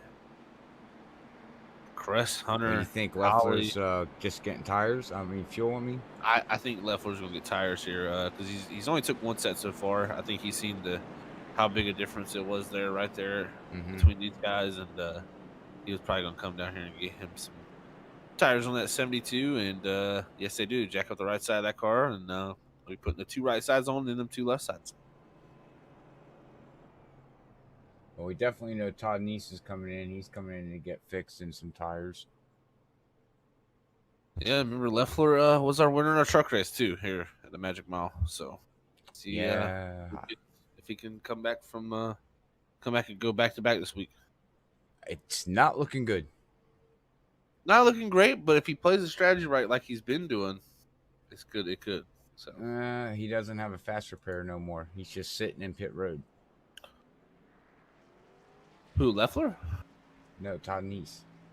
Oh, I was talking about Leffler. I'm talking about Todd Neese. See, we're not even on the same page.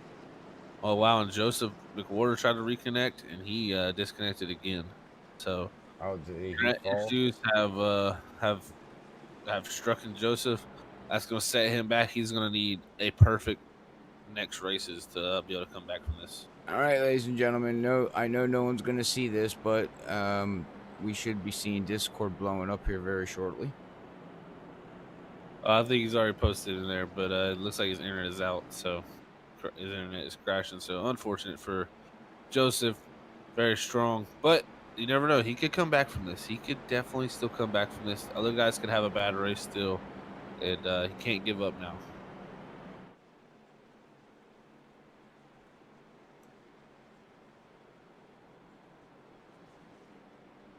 And to it, that McCafe, number 21, Robert. It's been looking pretty strong out here tonight as we're under our 9th caution. So we're nearing that 10th caution. And we did have someone say 9, didn't we? We did, Yep. actually. Yep. Kenneth right Kenneth, now. that's right. So And you get now one one more, more then it goes to caution. Steve. Yep. One more caution, and it'll go to Steve. And then after that, that, it will go up to Jeff. That said 13. And anything after that will go to Bobby Whitley. it's true. 19th. So now I'm begging for yellows. No. Crash every You lap, guys guys. better wreck.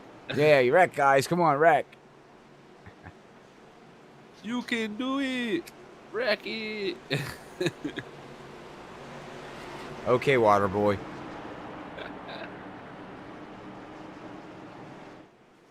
It's Rob Schneider in the water boy, okay?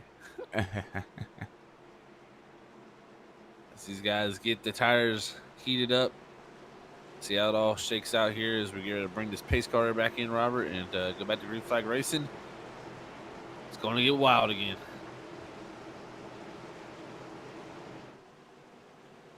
Pace cars in. Green, green, green.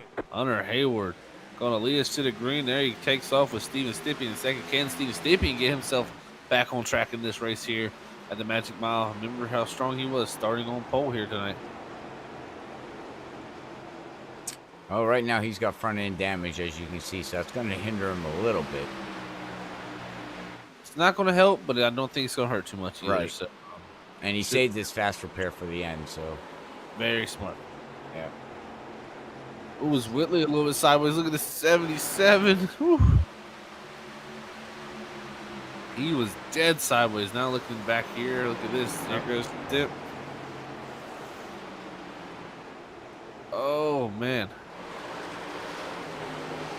Wow, behind Brandon Colley there. It's going pretty crazy there with Jason Anderson, Brandon Caress. Look at Steven Leffler already starting to work his way back to one of the newer tires. Yeah, and he's got a clean track in front of him. It's not too many battling going on. So this actually, it's going to look really good for Steve, if you ask me. Everybody's single file up both through, in front of him. So he can pick one off at a time, basically. Can there's Brady Crest getting past Delph. There comes Leffler. Steven Stimpy was able to get by the 77 of Mark Whitley and move himself up to second. Now the battle for third even heats up even more here with Hartwell going to the inside of Mark Whitley here. Tried to. That Red Bull machine did not clear him. Playoff driver.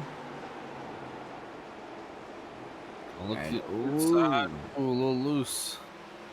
Mark's loose every race. I don't know what he does, but every track that I watch him race at, he's loose. He likes to kick it out. I mean, he's a big fan of dirt. I know that. So Yeah, he likes to dirt track it. He's a kicker. He kicks that right rear out there, but sometimes that's the key to doing the thing. So, we'll see how it works out for him. He's running good right now up into third. Not a playoff driver. Unfortunately, missed it by one race, I believe. So, he is a winner this season. He can go back into victory lane and maybe spool one of these playoff guys there.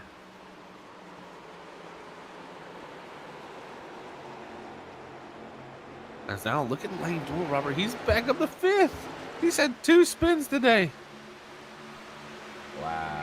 He's got speed in that Bob Ross machine, man. He's been painting the track up with some rubber, but he's been painting it pretty well. And he has moved down to the lower line now. He's figuring it out. You can learn in the race, that's for sure. Give him props on that. That's good. Yeah, I mean, good job on him to figure it out. The track's coming to him. He's racing the track and not his competitors. Very key. And that's that sometimes that becomes a thing that you have to do. You have to race the track and not your competitors. You can't race your competitors all the time, because if you do, you're just gonna put yourself in trouble. Right. Sometimes you gotta race the track and race it whatever the track's giving you that day or night. As he slides that thing in there. I think Lane Doyle wants to do a little paint dirting. Starting to kick that right rear out. Really shocked on Cedric.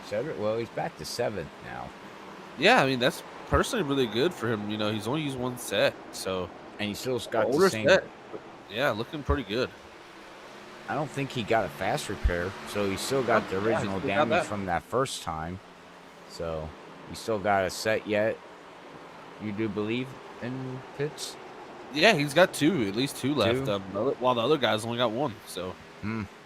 him, Braden Caress, and I believe also Brandon Colley possibly. They all have 2 sets left here.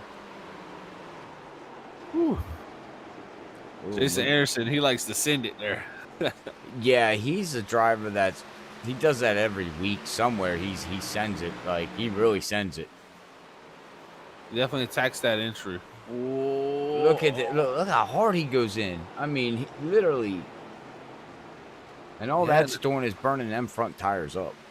yeah, and he needs to work on the exit though. Is what I'm thinking. Is just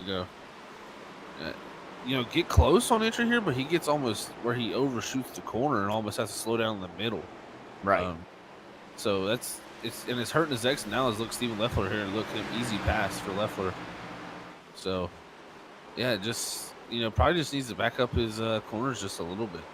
Hey, he's got to let the car roll. He's driving it in too hard, and then it's sliding up in the middle, and he's got to get out of the gas to make the exit. So it's okay to dive bomb in there as long as, and he's controlling it, but it's just exiting is not working out for him. As Definitely. we've got Mark Whitley now hopping up here, going by Second. yeah, back up to second there over Stempy.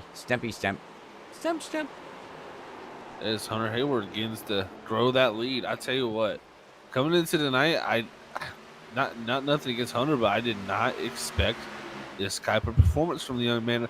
I know he's been strong each and every week, but this is a tough racetrack. This is a track that usually takes loads of experience and just years of getting around this place. And he's been the wise man today. I know we had him up in the booth on Wednesday night with SRU, and everybody that happened to miss that on YouTube side, we do much appreciate. We much appreciate it. Sorry, we are sorry about it. That YouTube crashed that night completely. Like literally, it was completely down for everybody.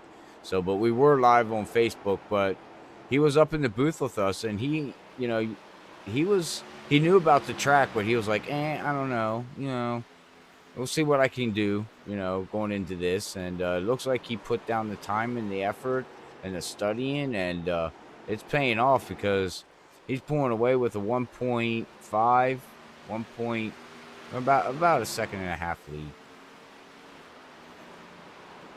I mean, Mark's catching him a little bit here. Yeah, last time by Hunter was about 500s quicker, but still that's very close. Yeah, that's not even. Enough. Yeah. I'm not gonna lie. I think if Cedric Hunter could personally get tires back on his car, he might be a contender because he's running 31 flat and holding off Steven Leffler on new tires. So I think that as I say that, he gets very loose. Big mouth. Yeah, I know. I don't need to talk about you, Cedric. I'm sorry.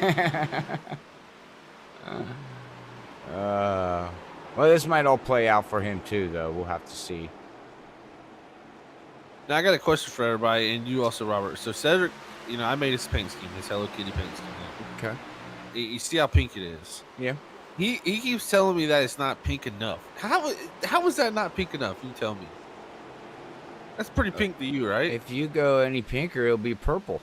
That's what I told him. I said, "Do you want purple?" And he's like, "I think we can just make it the Barney car." Oh God.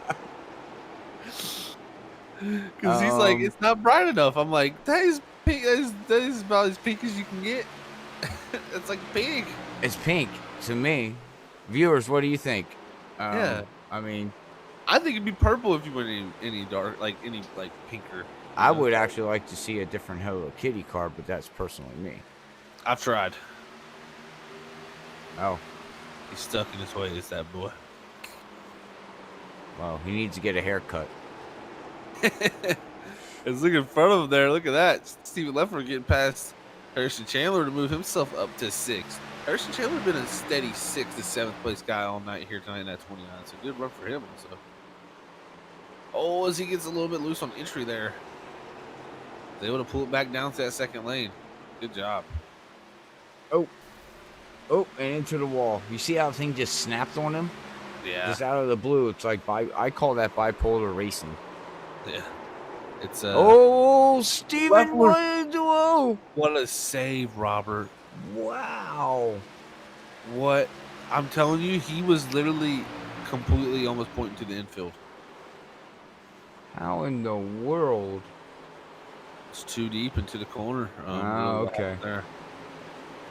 Just lost it, and then, wow, everybody did a good job of missing that. Whew. Deep breaths there for the number 72. As now Cedric Hunter moves back up to the 6th position on his old tires. That's the thing. Cedric Hunter, man, I'm telling you. I think he's got the track starting to get figured out. And, Hunter Hayward, if he can get on even tires as Hunter Hayward, he might be the man that can actually challenge Hayward. Because, tell you what, right now as the run goes on, this is where Hunter Hayward really comes into his stride, running 31 flat to Mark's 31.1. So pulling a 1/10 of a second almost each and every lap. Now, Hartwell last time by 30.98, fastest car on the racetrack. See if he can keep that up.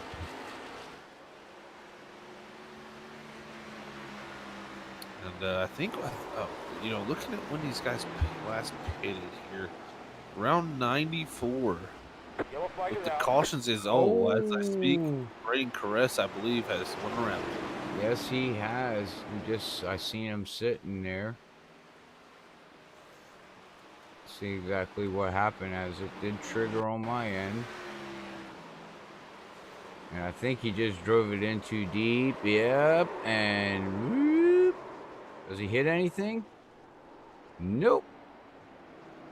Look, even Jason Adams says, that's a hot pink, bro. Yeah, that's what I'm saying. Yeah, okay. What a spin, though. And hey, does a good job not to hit anything, though. Exactly. You'll take that. You'll take that any day. Guess what caution number we're on, Zach? 10. Congratulations, Steve, right now. And Steve says, he said, that is as pink as it can get. That's what I'm thinking. Okay, well, Cedric needs glasses. Thank you. I'm gonna show this to old Cedric. Like, look, I told you, it's as pink as it can get, man. Listen to us. We're fighting. We're arguing over a pink car. Well, kind of not arguing. We're agreeing. We're all agreeing. It's just Cedric when it's blind. He's just Stevie Wonder in it. Stevie Wonder in it. Oh, man. Well, guess what? We do got takers coming in. It looks like from 10th on back. Jason Anderson, Cedric Hunter, Chandler, Brandon Cawley, Robbie, Todd Neese, Brad, David Neese. Who else we got going on here? Brandon Caress, Nicholas Loby. Wow. We have half the field that pitted and half the field that didn't. Huh. Well, now let's go shake everything back up again. Interesting. Yeah, I mean, here we go again. Did Cedric get it? Nope, he didn't. He didn't use this fast repair yet, Zach. Nope, he did not. And first car off pit road there was Jason Anderson in the 10th position. So from 9th on forward is guys on old tires. And tell you what, this is a bigger difference than we've seen earlier on the tires. So I think you should see these guys on new tires really start to march forward. Yeah, and we're almost at the end of this race too, so. Steve says, 10 cautions. Can we just call the race now? That's true. Right now, he's in the running to win something, so. He's right on the nose right now. I hate to say it, but I think I don't think we're going to. I think we're going to see a caution is what I meant to say. Because, it's just. Well, tough. the next one in line is 13, and that would be with Jeff Hayward. Very true. Looks like Joseph McWhorter may have reconnected because I think he thinks he can get one more position. Hey, I don't blame him. There's only about a 9-lap difference between him and Michael Yarrow. And if something does happen here, he's 36 now. We have more than 36 laps to go here. If something does happen to someone here pretty early, he may be able to get up another position or two, but definitely could get 20th here at this point. And that 1 point will be very critical to playoff run.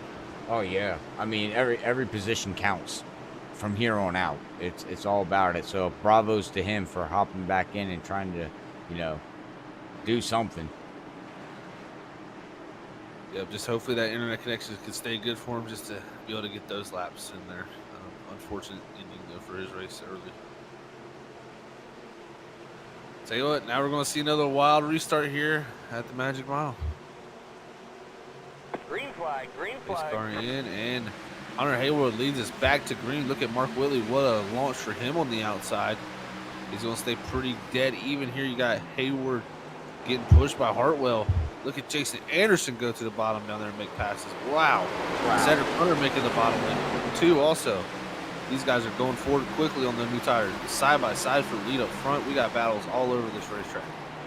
Even people a little bit almost wrecking, but they say, I think Whitley's going to be able to hold off unless he gets loose. Can Hayward get the drive off? Pretty dead even. Oh, Jason Anderson, big moment. Wow. Oh, Dave Bush hardened to the outside wall on the 53. He recovers pretty well. Look at Hartwell here on the front bumper cam trying to get by. Behind Hartwell, Cedric Hunter taking on the inside of Leffler and Stympian, but there's the caution. Oh, and caution number 11. And look at Stephen Leffler. He's still hang on to it, sir. Oh, man. And that is going to go on. Okay, is that who? Yep, Burrs. Let's go back here and see here what happened to Dave. Here's Zach. Oh, you said he was hard into the wall. Yeah. And now we'll see. Oh, yeah, that thing just... Oh, and it just broke on him, and oh, nowhere to go. David Neese just took out the front end of the Bush Beans. Yeah, and he has used his fast repair, so Dave Bush now pretty much got to limp around if he doesn't have required repairs. Oh, man. Was that crazy? And Steve says, "You're right, Zach. No way they go caution free." Well, we got the caution, so sorry for saying 10 was the magic number, but it wasn't magic here at the Magic Mile tonight. But now Jeff Hayward, he is looking pretty in a good position with that number 13 caution. Yep, Jeff is next in line. We'll see what happens here. 155 laps. 990 of 190. Don't know where my brain. I was about ready to say we still got 190 to go, but I was like, "Holy crap! What are you doing, Robert?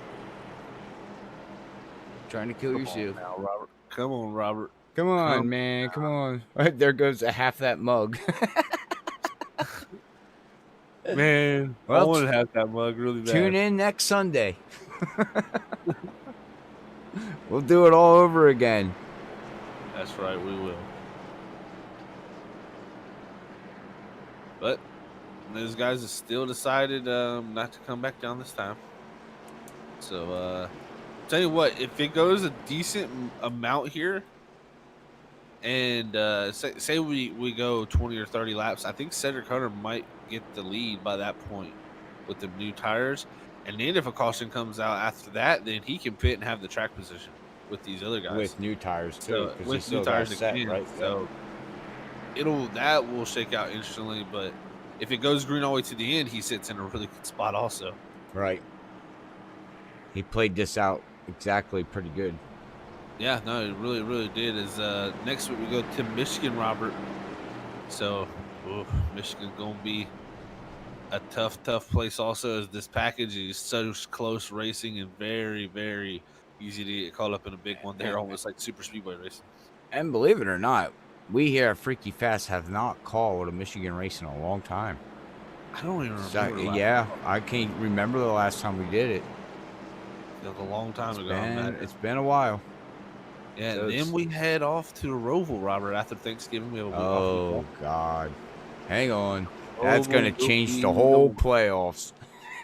That will be the one. Zach might even want to get out there. Yeah, I'll do the in-car reporting out there. I'll show you nice views from the front of the field. Wink, wink.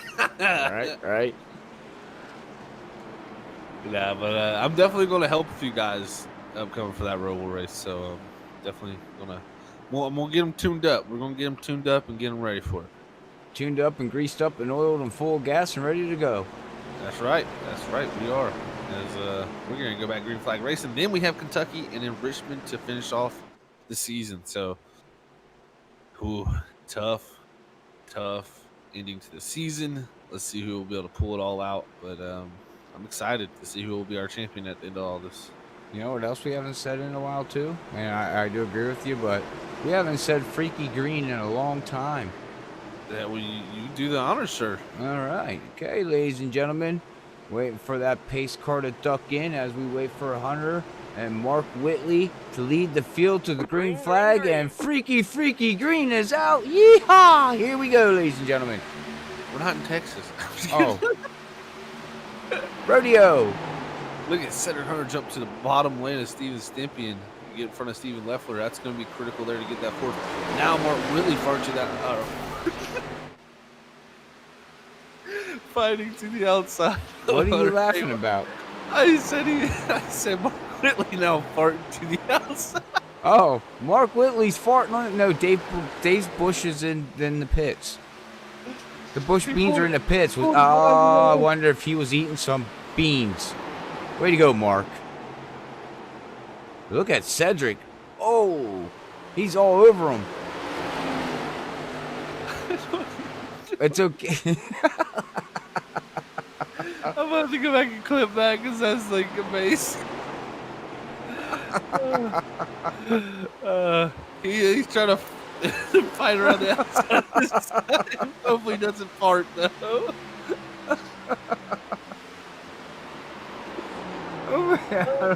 Give us a minute. Oh, and look, Cedric Hunter now to the inside. Well, Cedric Hunter needs to get near Mark with his kitty litter. Yeah, right. If you're gonna drop some farts, catch it, Cedric. Oh gosh. Okay. Back to the racetrack here. Magic Mile. I get my words are all tossed and turned. I don't know what to say. As now Cedric Hunter going to try to pull up to the back bumper of the 21. It looks pretty good, but also, you know, with Dave Bush out of this race, looks like Joseph McWhorter is going to get by Yarrow, and he should be able to get by Bush. Yeah. No, actually he will not, I don't believe. He'll be up a few laps short, I believe. Look at this. So Cedric Hunter on the front bumper cam here, the Hello Kitty machine. He's trying to get to the inside of Hunter Hayward, who's the Hunter show here. With a good run through the middle, side by side as they come off of too much power for that number 11 to put the power down the rears. He's going to go up to the lead. Man, if Hunter doesn't win this race, it would be heartbreaking. Why is I can't even like go back to what I was thinking.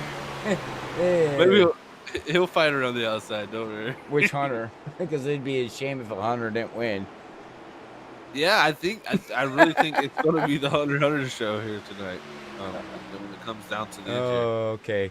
We gotta get serious here, guys. Oh boy.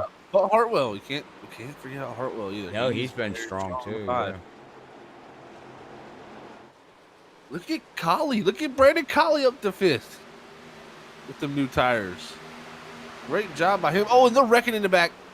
Stympian and Stimp and Caress.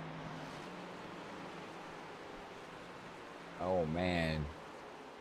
That is unfortunate here. That's our 12th caution of the evening here at the Milwaukee.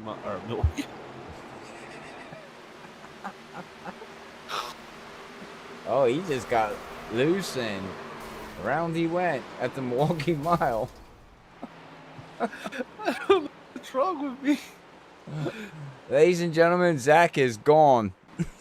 Hit the thumbs up because he is done for the night. I was gonna say the Magic Mile, but I said the Milwaukee Mile. We did a Milwaukee race last week, so give me a break. Yeah, come on, give him a break. Uh, You I'd say you didn't want to see that caution though is Cedric Hunter, because now he's in a tough position to see what he does here. Does he come down and pick? Because I think the other guys will. If he doesn't here, he's almost gonna be a sitting duck. But then if we get another caution, have the good tires again. Right, and then he'll be the hero. Yeah, but Well, yeah. Oh, you're putting a lot of your faith in not getting a caution. oh, okay. Well, Yeah. he made his faith, man. Yeah, he thinks we're gonna get another caution, pretty much. Well, yeah. I mean, 25 to go, as you can see up there on the ticker. Here we go, ladies and gentlemen. 25 to go. 12 cautions. Oh, look, Joseph's going to get a lucky dog here, actually. Oh, That's going to be pretty critical, too. He may be able to make up the distance now between him and Dave Bush. I'll have to see here as he'll be 38 down. how many laps? Dave Bush ran 153 laps. He's on lap 126. He's going to be 2 laps short. If he gets 2 cautions and can get lucky dogs, he will beat him. That would be interesting. Or if we get overtime. Also. Yeah. Oh, crap, man. Yeah, we didn't talk about that either, did we? Yeah, that can come in play, too. It very could come into play, and that could be humongous. Steve, will that hurt him in the standings? First race of the playoffs, so we all start at 1,000 points. I would say yes. Yes, because now he's got to play the rebound game. He's got to try to make up points that he's going to lose tonight, depending on who else has problems. You know, in the playoffs, you got Brandon Cauley running in second. Who else do we got in the playoffs there, Zach? That's up here running. Looks like Jason Anderson 6th. Hunter Hayward now back to 11th. 12th is Hartwell. 14th Leffler, 15th Lane Doyle, and Stimp there is in 16th position. So really, and he got the fast repair, so Stimpian should be okay. All right. Yeah, he should be okay. The only playoff drivers that are actually out would be Dave Bush, Joseph McWhorter, which is trying to get some of his laps back, and Yarrow. So, hey, we didn't forget Stimpian. I just look. Huh? We were saying. He said, "You guys forgot. I'm still in this." LOL. But we didn't forget. We just, Sorry, man. Sorry. Gosh. Jeez. We're at Milwaukee Mile. I don't know where you're at. Yeah, he's spun in the Milwaukee Mile. You might want to spin the Magic Mile instead. No problem, Steve. No problem, bud. No, but he, running back in the 16th position, he's still in a good spot. I mean, he's on new tires now. New car. Right. Yeah, exactly. So we'll see what he can do here. But he doesn't want to finish back there, though. Steven said he's still in Dega. That's where his mind's still at. Oh, well, dude. Oh, gee. Okay. Enjoy it. That means he ain't lifting. All right. Oh, very good point. Yeah. He's sending it. He's going to try to draft to the front. 23 laps to go. Oh, boy. It's about to get freaky green again. It's going to get freaky nuts. That's for sure. These cars in. Green flag. Green flag back in the air. Brandon Cauley and Cedric Hunter leading the front row. See what happens. Mark Willie jumps out to Hunter Hayward's inside. It's going to put it almost 4 wide back there. Ooh, look at this. Hunter Hayward working the top behind David Neese. Look at Mark Willie working the very bottom. Where do these guys go from here? This is where the Hornet's Nest is going to be. Oh, a little bump from Lane Doyle to the back of the 21. Man, he just got that car fixed, probably. Back to the inside here, David Neese. Looks like Mark Willie, first car on tires to go through. Oh, is Brandon Cauley super sideways through the entry? Uh-oh. Oh, and they're wrecking in the back. Oh. And was that Stimp? That was Steven and Leffler. Yeah. 2 playoff drivers. That's going to hurt. Oh man. Heavy little look on the left front too as we go back to the freak fast replay. You'll see here. Left foot gets into the corner just a little too much. Again, yep, drove it in too hard, and unfortunately, Steven was at the wrong place at the wrong time. Yeah, and it's going to hurt him the worst here because he takes a little bit of a lick here on the outside wall. Yeah, you can watch this. Watch how fast this car just snaps.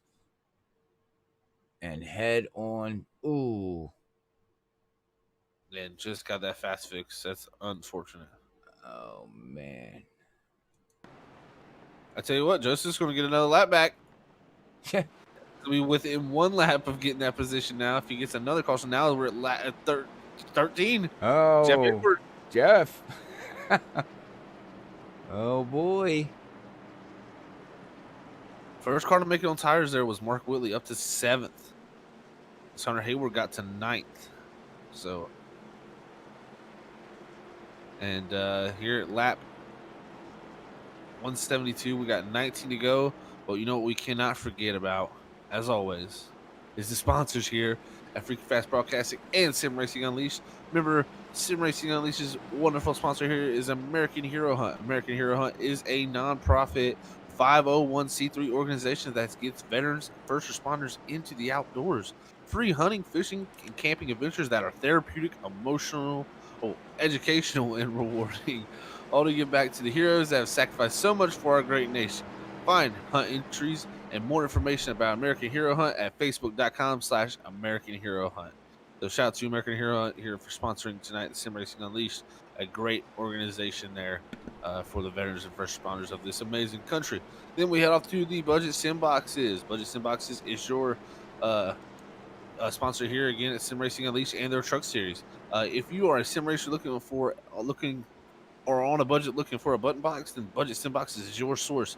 With several different sizes, functionality options, Budget Sim Boxes will have a button box that fits your price range without breaking the bank. Budget Sim Boxes is your source of high quality button boxes at an affordable price. Find them on Facebook by searching Budget Sim Boxes or look for them in the Facebook iRacing Flea Market. So remember to check that out, and that is the 72 of Stephen Leffler's company there, Budget Sim Boxes. So cool stuff there from him. Very awesome to have. And also give a shout out to ButtKicker. Feel what you've been missing. Every game deserves a truly immersive experience. The ButtKicker Gamer 2 lets you feel every detail from the subtle footsteps to rumble of a V10 powered race car. From ambient environmental effects to the power of a nearby explosion, by moving a physical mass instead of only air, the Gamer 2 provides instant, accurate, powerful base response, and it's all perfectly synced with every game with no additional software required. So go check out ButtKicker and their ButtKicker Gamer 2 at buttkicker.com. Also go to our descriptions below and check out our merch store.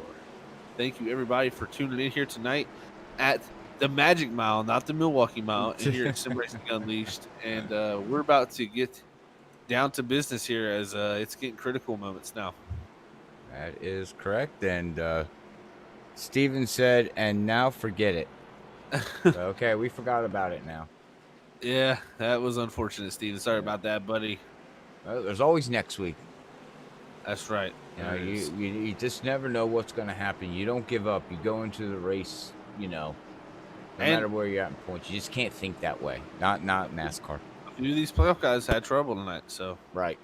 That's what I'm saying. So, you never know until the second to the last race. You basically start figuring out who's where and what and how. Yeah, so we got McWhorter, multiple laps down, and Yarrow, so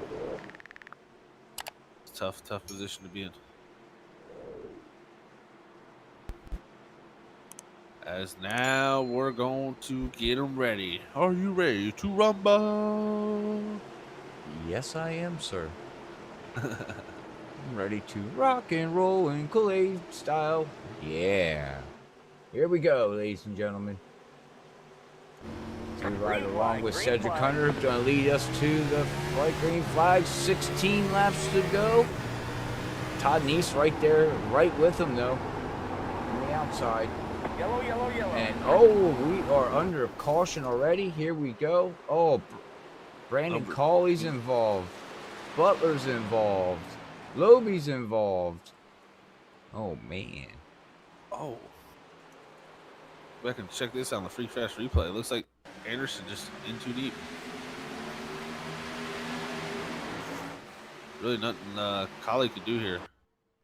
I'm about ready to call you, Jason. Call you Dive Bomber. He's definitely sending it tonight in the corners. Yeah, he is. But unfortunately, oh man. And how did everybody else get involved? Michael Butler was involved. Oh, the Oh, yeah. 15 just T-boned the 2. And I don't know where Lobi's at. Lobi got involved somewhere along the line. Oh, he's spinning by himself after the caution came out. Oh, wow. Yeah, he self-spun after the caution.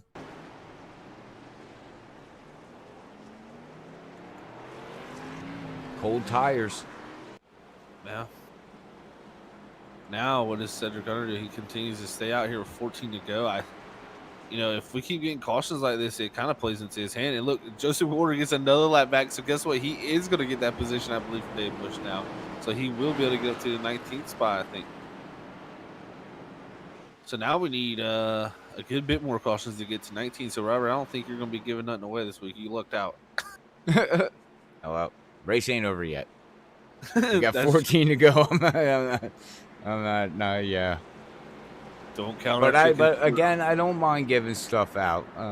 It's exactly. it's a fun little game. We're gonna maybe not maybe, but I would like to start playing every Sunday, and maybe every Tuesday night, because so all the leagues that we broadcast are big leagues and things like that. But I can't do it every night, then I'll wind up broke. But I like to try to get something going on. We'll be broadcasting outside of a box. I'm sitting outside, guys, like Brandon Coley does when he is in the booth with little heaters wrapped around my computer, my laptop. Hopefully his stream looks good at 1440p. Right. I think it looks always beautiful, so it's great. It's great. Well, I'm just happy everybody likes the quality and what we offer here at Freaky Fast. So we do much appreciate all the support we get from everybody. Yes, we do. Can't stress that enough. I always say if it wasn't for the league, wasn't for the drivers, and it wasn't for the fans, we wouldn't be where we are today. So I owe it to every single one that I just said. But here we go, Zach. 13 to go. We're going to be, looking at 12 to go. We should be getting. We'll be 11 to go when we take the green, I believe. 11. So the pace lights are down. Yep. Okay. Yep. So, what do you do up front here? Did you make your bed? Do you stay out? Cedric's got one set of tires left. Is he going to stay out? And if he winds up getting wrecked, at least then he goes in and gets his, car fixed and tires? Yeah, I mean, is that the game plan now? He's kind of really the only thing that's going to make him pit next is if he gets swamped here, and the caution comes out pretty quickly because 12 to go. It's not a lot of time to make up that ground. Even on new, you sure? Yeah, because we've been having these cautions, so these guys that had new tires really haven't had to use them up. I honestly think tires. I think within 5 laps you could go from the back to the front if you can work. Well, we said that on Wednesday night, and look what happened. That's true. I mean, cars are different than trucks, of course, but I don't know. Green. We'll have to see. Yeah, we'll have to see how this all plays out. Oh, they're checking up behind Hunter. Yeah, looks like Harrison Chandler didn't have the best restart. That actually helped Cedric a good bit. That let the bottom lane get checked up. And see if this outside lane can pull as Cedric Hunter does pull ahead. There goes Mark Whitley getting loose on the bottom. Little Hunter Hayward having to throw a little bit of a block on Hartwell as he goes to the very bottom trying to make this flat corner work. That's Mark Whitley up to third now.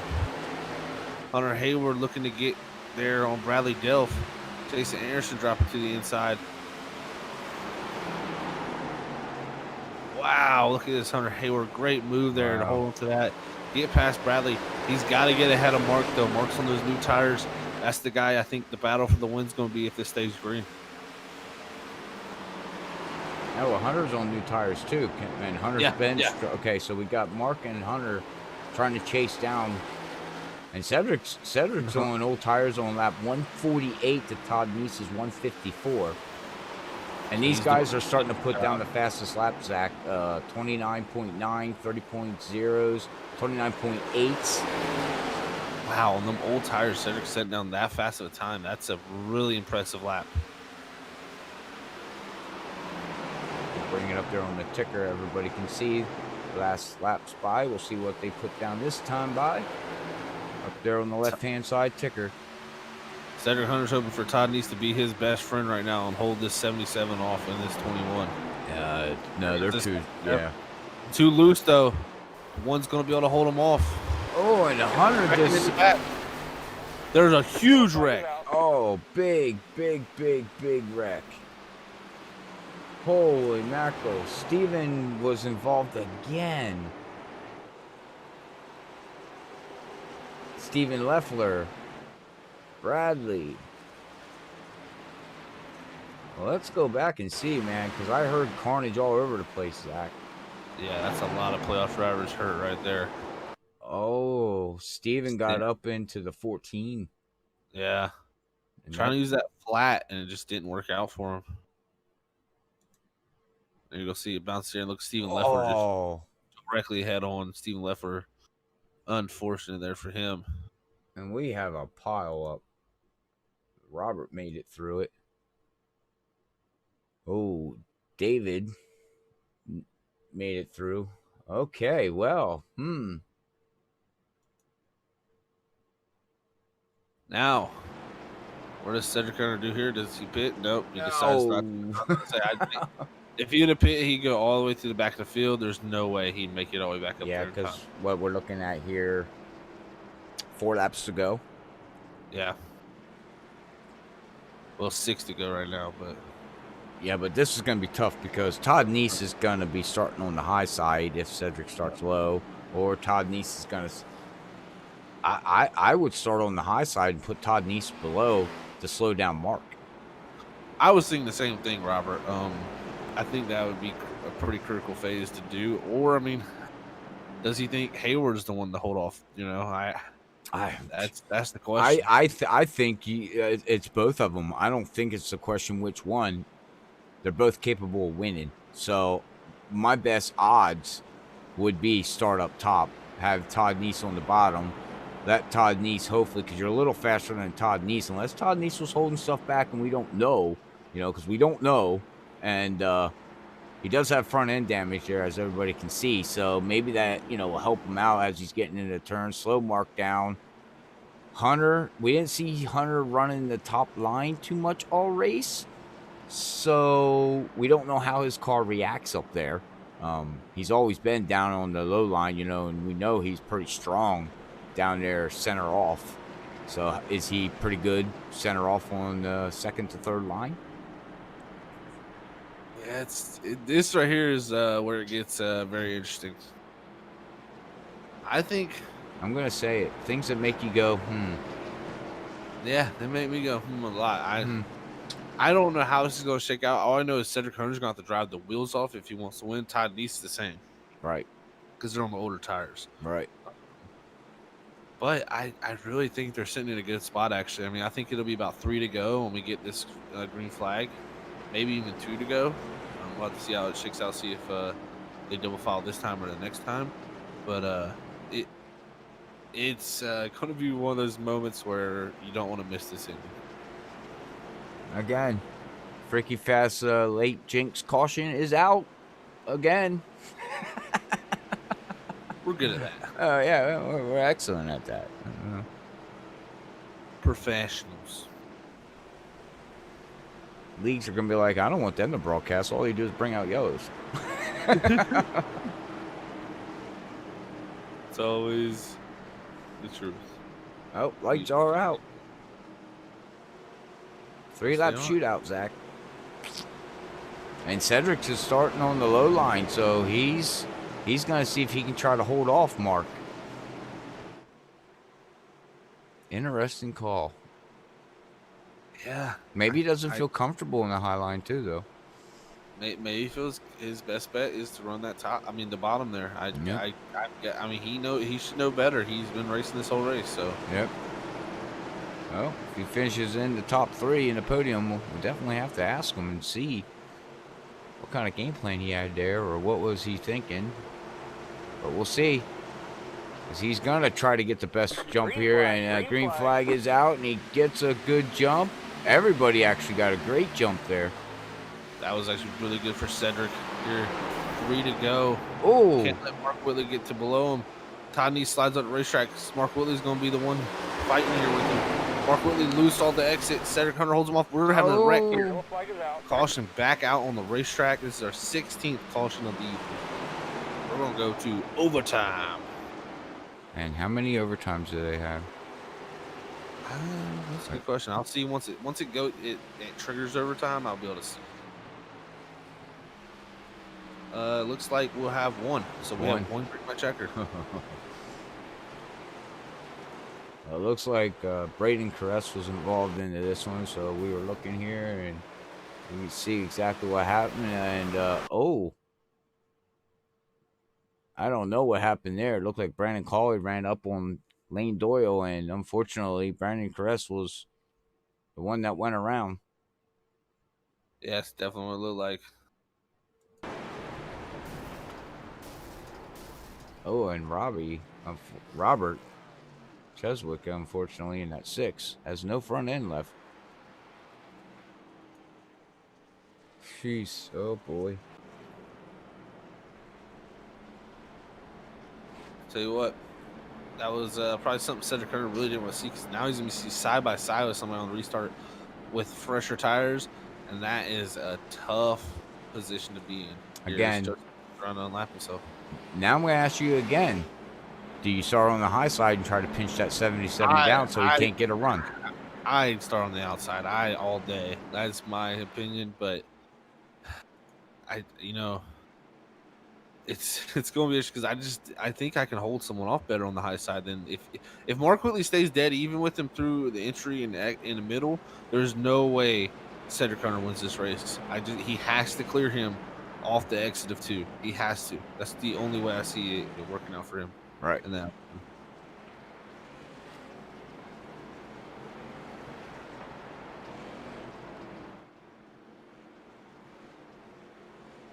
Man, I tell you what, though, we're in this is one you're not going to want to miss. Like I said before, something crazy is going to happen here. It's going to be wild. There's going to be some stuff shooken up, and hopefully it's not none of the race cars shooken up too bad.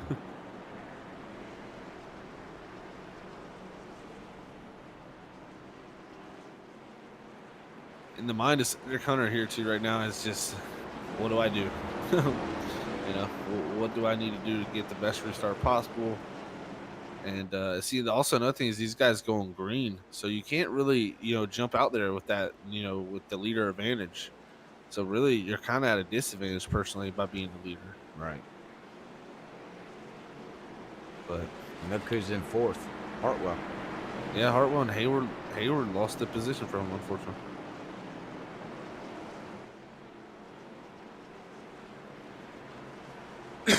Oh boy. Well, Joseph, like you said, he made it up to 19th position. He gained 2 positions. He did, and I think Cedric Hunter's going to take the inside line. Interesting. I would have took the outside. I feel I could pinch. I feel like I could pinch him down, so he can't get off the gas, because he's gonna. If you put him on the low line, he's gonna push it, trying to come out of the turn. Yeah. That, or does Cedric try to run the middle line and run the 77 up the track a little bit? I think that's another thing. If you were the bottom, you got to make sure to push him up the racetrack. You cannot let him get a good roll around that top. Right. But Mark Whitley's got to also force him back down. So, right. It's going to be a 2-way battle here. But I tell you what, I wouldn't be surprised if someone wins from the 2nd or 3rd row here either. Maybe Lane Doyle will put it in victory lane. That'd be cool. Bob Ross painting a picture out here for us. There it is, Robert. Back in the air, green flag. And Whitley got a way better restart. Whitley was a little bit ahead there, too. But the see now Cedric goes down into the corner. I think that outside line is going to prevail. Cedric rolling the middle.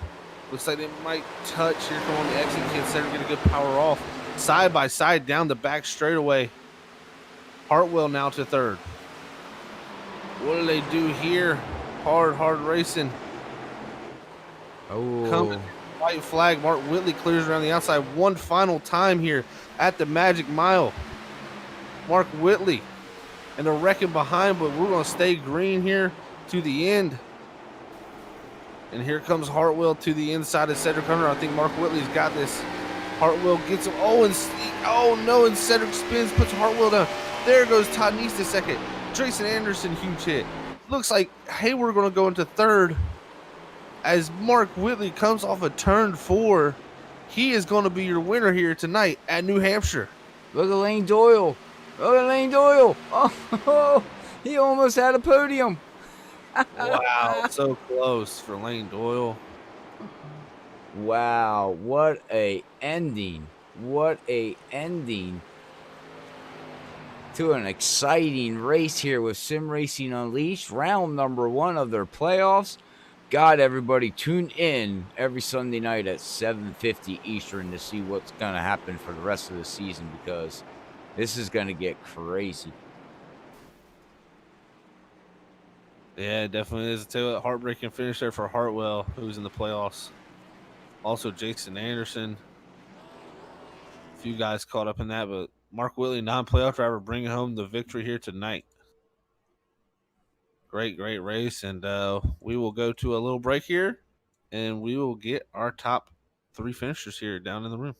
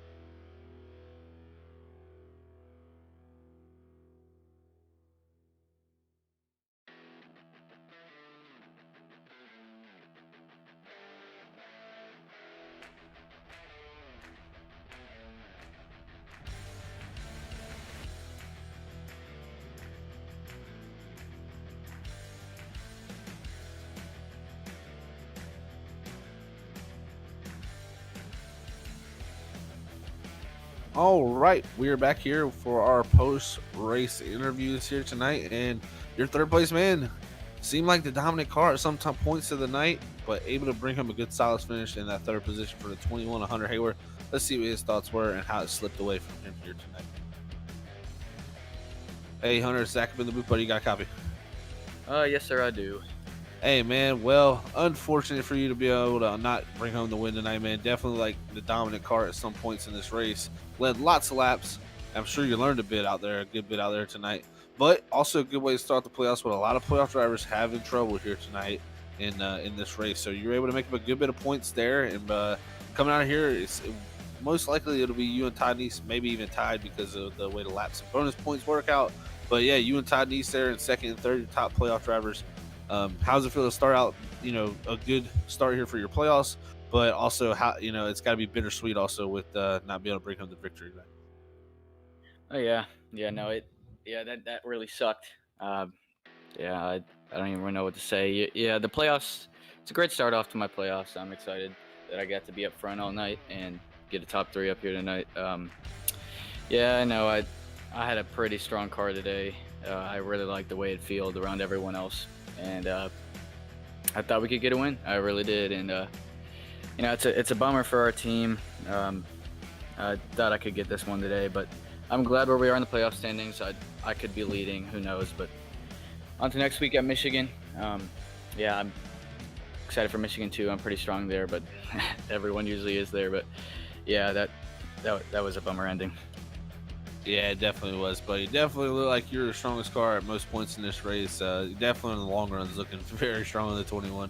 So at least you can take that in your back pocket here tonight and know how good you were going forward. You know, this might even apply here better at Richmond too. So very similar, you know, flat track. But you know, we do go to Michigan like you were alluding to. You know, Michigan, like you said, you feel pretty confident about Michigan.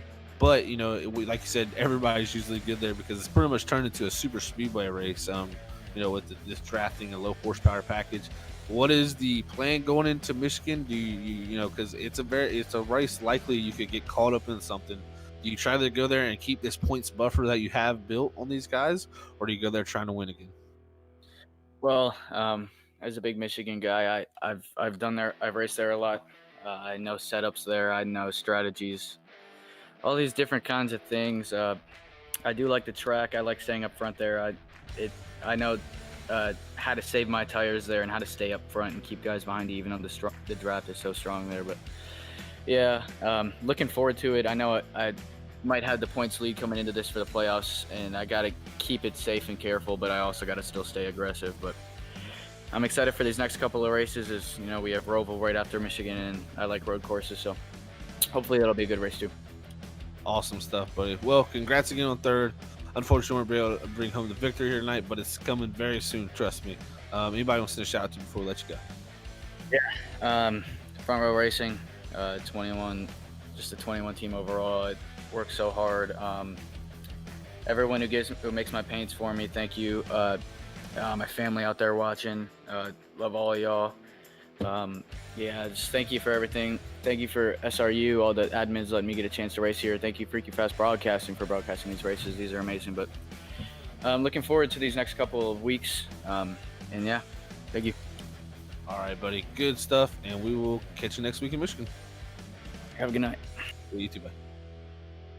All right, that was Hunter Hayward there in the 21 machine, bringing home into the third position. Now we move on to our second place man, top playoff finisher, and that is Todd Neese in the 1 machine. Let's see what Todd's thoughts were on his top 3 finish. Hey, Todd, is Zach up in the booth? You got a copy? Hello, Zach. I got you. Hey, Todd. Well, man, I got to say, each and every week we see you do this over and over again, man. You just seem to run, you know, decently mid-pack. And then at the end, when it gets down to crunch time, you find that little bit more and give it that little bit more to be able to get yourself in position for these top 3 and these top 5 finishes. Good way to start off the playoffs for you, man. How was the night's run for you, though? Night's run was scary, man. There was a lot of beat-up cars out there. It definitely was. It was definitely a tough racetrack here tonight for everybody. But you come out here to the top playoff finisher. How does that feel going into next week in Michigan? That could not have went better. It's better than I had anticipated. I was kind of slow here in practice. I didn't have a whole lot of hope, but I figured if I couldn't race faster, I'd have to race smarter, and I feel like I did that tonight. I'm very happy in my position going into next week. Can't start off any better than that. You definitely cannot start off any better than you did here tonight. You know, we go into Michigan next week. It's kind of an interesting racetrack now with this packages we have. It's going to be very close racing and very tight with the field there. How do you feel about going into Michigan, and what's your strategy going into there? Michigan, to me, is going to be a wild card. Most everybody can be fast there, and I think it's going to be right place, right time, and trying not to put yourself in bad spots. Hey, I couldn't have said it better myself, Todd. Congrats on second here again tonight. Anybody want to send a shout out to for that second place finish tonight? I want to thank Public Supermarkets Incorporated for giving me a fast Chevrolet Camaro ZL1. I want to thank my crew at work at Publix. They do a lot of great work, and Mark and Evelyn and Fran and all of them. I want to thank my wife for watching the babies while I race, and I want to thank you guys for broadcasting. And I want to thank my fellow competitors that, you know, even though there was a lot of contact out there tonight, we try to maintain professionalism. I know there's some upset people tonight, but I wish them well, and hopefully they'll have better luck next week. 10-4, Todd. Congrats on second again, and hopefully we're talking to you again in the top 3 next week. Oh, I hope so. See you later. Yeah, you too, Todd. Have a great night. All right, that was Todd Nice, your second place finisher, top playoff finisher here tonight. Very critical race for him, and like you said, couldn't have worked out any better. But I tell you who it did work out better for is that 77 of Mark Whitley, and let's see what his thoughts are on getting the victory here tonight. Hey, Mark, it's Zach up in the booth, man. You got a copy? Oh, I got you loud and clear, Zach. Oh, awesome, buddy. Well, you bring home your second victory of the season here tonight. Unfortunately, not a playoff driver. Missing it by one race to get yourself in there. But, after tonight, I tell you what, you definitely made a statement for maybe the next season that if you get in the playoffs, you're going to be a man to beat. But how did it all shake out for you, man? You just seemed like you stayed up front most of the night and was able to work your way through there on the new tires and get that lead. Yeah, unfortunately, I wasn't able to get a lot of practice in, so I only got 10, 15 minutes of practice. And once I got into the race, I was just kind of trying to find a rhythm, trying to find the line, make sure I didn't overdrive it. And on the short run, long run, I didn't have anything I was probably the fourth, fifth fastest car. So just trying to ride, not make any mistakes or whatnot. And then I forget when it was. And then that one part of the race when I think Joseph and the 5 got together and then Steven got into me, I did the best job I could and just goosed it trying to keep it off that wall. And I was able to keep it off the wall and didn't have too much damage. I mean, the tires were fried, but just kind of rode around the back, just waiting for a nice run so I could get some fresh tires and work my way up there pretty methodically. Yeah, and then I took my last set there with probably, 25-ish laps to go. 30 laps. I didn't want to take them with that many laps left, but I figured at that point I had to. It was a no-brainer. So I took them, and then all the cautions kept coming out, and I'm like, all right, cool. And I kept being in a good line and getting good restarts. And then that final one with Cedric, I got it perfect. I nailed the gas as soon as it went green, and he definitely cut me some slack there because I pinched him down in 1 and 2 and 3 and 4. I wasn't about to try to give him a run off, but he could have easily took me out. So I appreciate him not doing that, but. It was a battle. It was definitely a battle. The car, I'm not a huge fan of this track, but I was able to pull it off in the end, so that's all that really matters. Yeah, that's all that does matter, man. Bringing home that dub. And, like you said there, hard racing there at the end on that last green white checkered. We were talking about it up in the booth. We were kind of surprised that Cedric maybe didn't try the outside lane just because you had the new tires. Kind of felt like he was a sitting duck on the bottom lane. Were you surprised, or did you think he was going to give you that lane? And which lane did you kind of prefer personally? Well, all the last 3 or 4 restarts there, he'd always been on the bottom. And I remember he said something about he just didn't know how to run the high side, so he was taking the inside because that's all he knew how to run. And that worked for me because I'd rather be on the outside because I was able to, I could see my marks better on the outside, so I could dive it in there a little bit harder. But I pretty much knew he was going to give me the outside. Still didn't make me any less happy about it because that's the lane I wanted to be in, but he took it in there. Like I said, I just got the restart of my life. I think I beat him to the line. I don't know if he was sleeping a little bit or what, but we went in that corner, and I was like, all right, I cannot let him get a run off this corner, and was able to hold him off there. And then they wrecked coming off a 2 on the last lap, and I was just trying to make sure I babied it in 3 and 4. I didn't want to give it all away on the last lap. So it was fun. It was intense, and I am kind of shaking now. I'm just like, holy crap, that was a hell of an ending. Yeah, it definitely was. We had a good time watching that up here, and it was fun commentating there, man. But congrats on your win here tonight. What a race, like you said. And, congrats on getting that second victory. Anybody want to give a shout to before we let you go, buddy? Yeah, I'm going to give a shout out to my parents. I've already got a text from my dad congratulating me, so I appreciate them watching. You guys putting on an awesome broadcast. The fans are tuning in every week, every day of the week. And my wonderful fiance for putting up with my crap. And I got to thank my new cat, because the last 20 laps of the race, she got into this room, and I was worried she was going to start messing with stuff, but I think she was a good luck charm, so I might have to let her just stay in here for the rest of my races now. That's true, buddy. Congrats on the win, man, and we will catch you next time. All right, sounds good. Take it easy, guys. Yeah, have a great night, buddy. All right, that was Mark Whitley, your race winner here tonight at the New Hampshire Motor Speedway, the Magic Mile. He got the Magic 8 Ball, and he was able to bring home that victory. But we will head to our race results now here, as Mark Whitley, as you see, burning them down. He will bring home your race win. Todd Nice coming home in that second position, followed by Hunter Hayward. Lane Doyle getting to that 4th spot. So we have 3 playoff guys there, with David Nice even 6th, a playoff guy in the 6th position. So, but you also got Nicholas Lowey there in 5th. 7th is Brandon Colley. 8th, Harrison Chandler. 9th is going to be Braden Caress. 10th, Brad Delph. 11th is Robbie Darnell. 12th is Robert Cheswick. 13th goes to Cedric Hunter. 14th, Brandon Hartwell. 15th will go to Michael Butler. 16th, Steven Anderson. 17th is Jason Anderson. 18th, Steven Stimpian. 19th, Joseph McWhorter. 20th will go to Dave Bush. 21st, Michael Yarrow. 22nd, Jason Adams. And rounding out your field in 23rd is Gomez. And I tell you what, Robert, a lot of playoff drivers down near the bottom of that field. So it's going to be interesting to see the playoff or the point system or the points after this race. But man, what a race we had. Very, very fun to watch, Robert. That is correct, man. Well, tune in next Sunday to see where your points drivers shake up and your playoff drivers are at for round number 2 at Michigan. But we are going to be live again tomorrow night at 7:50 at Charlotte in the trucks with Evolution Racing.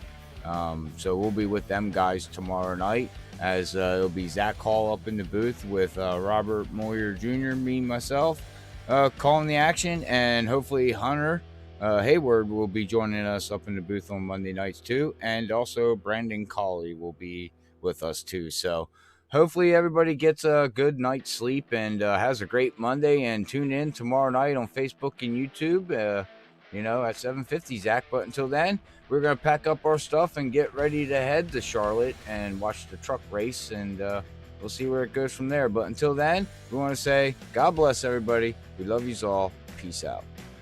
Bye, guys.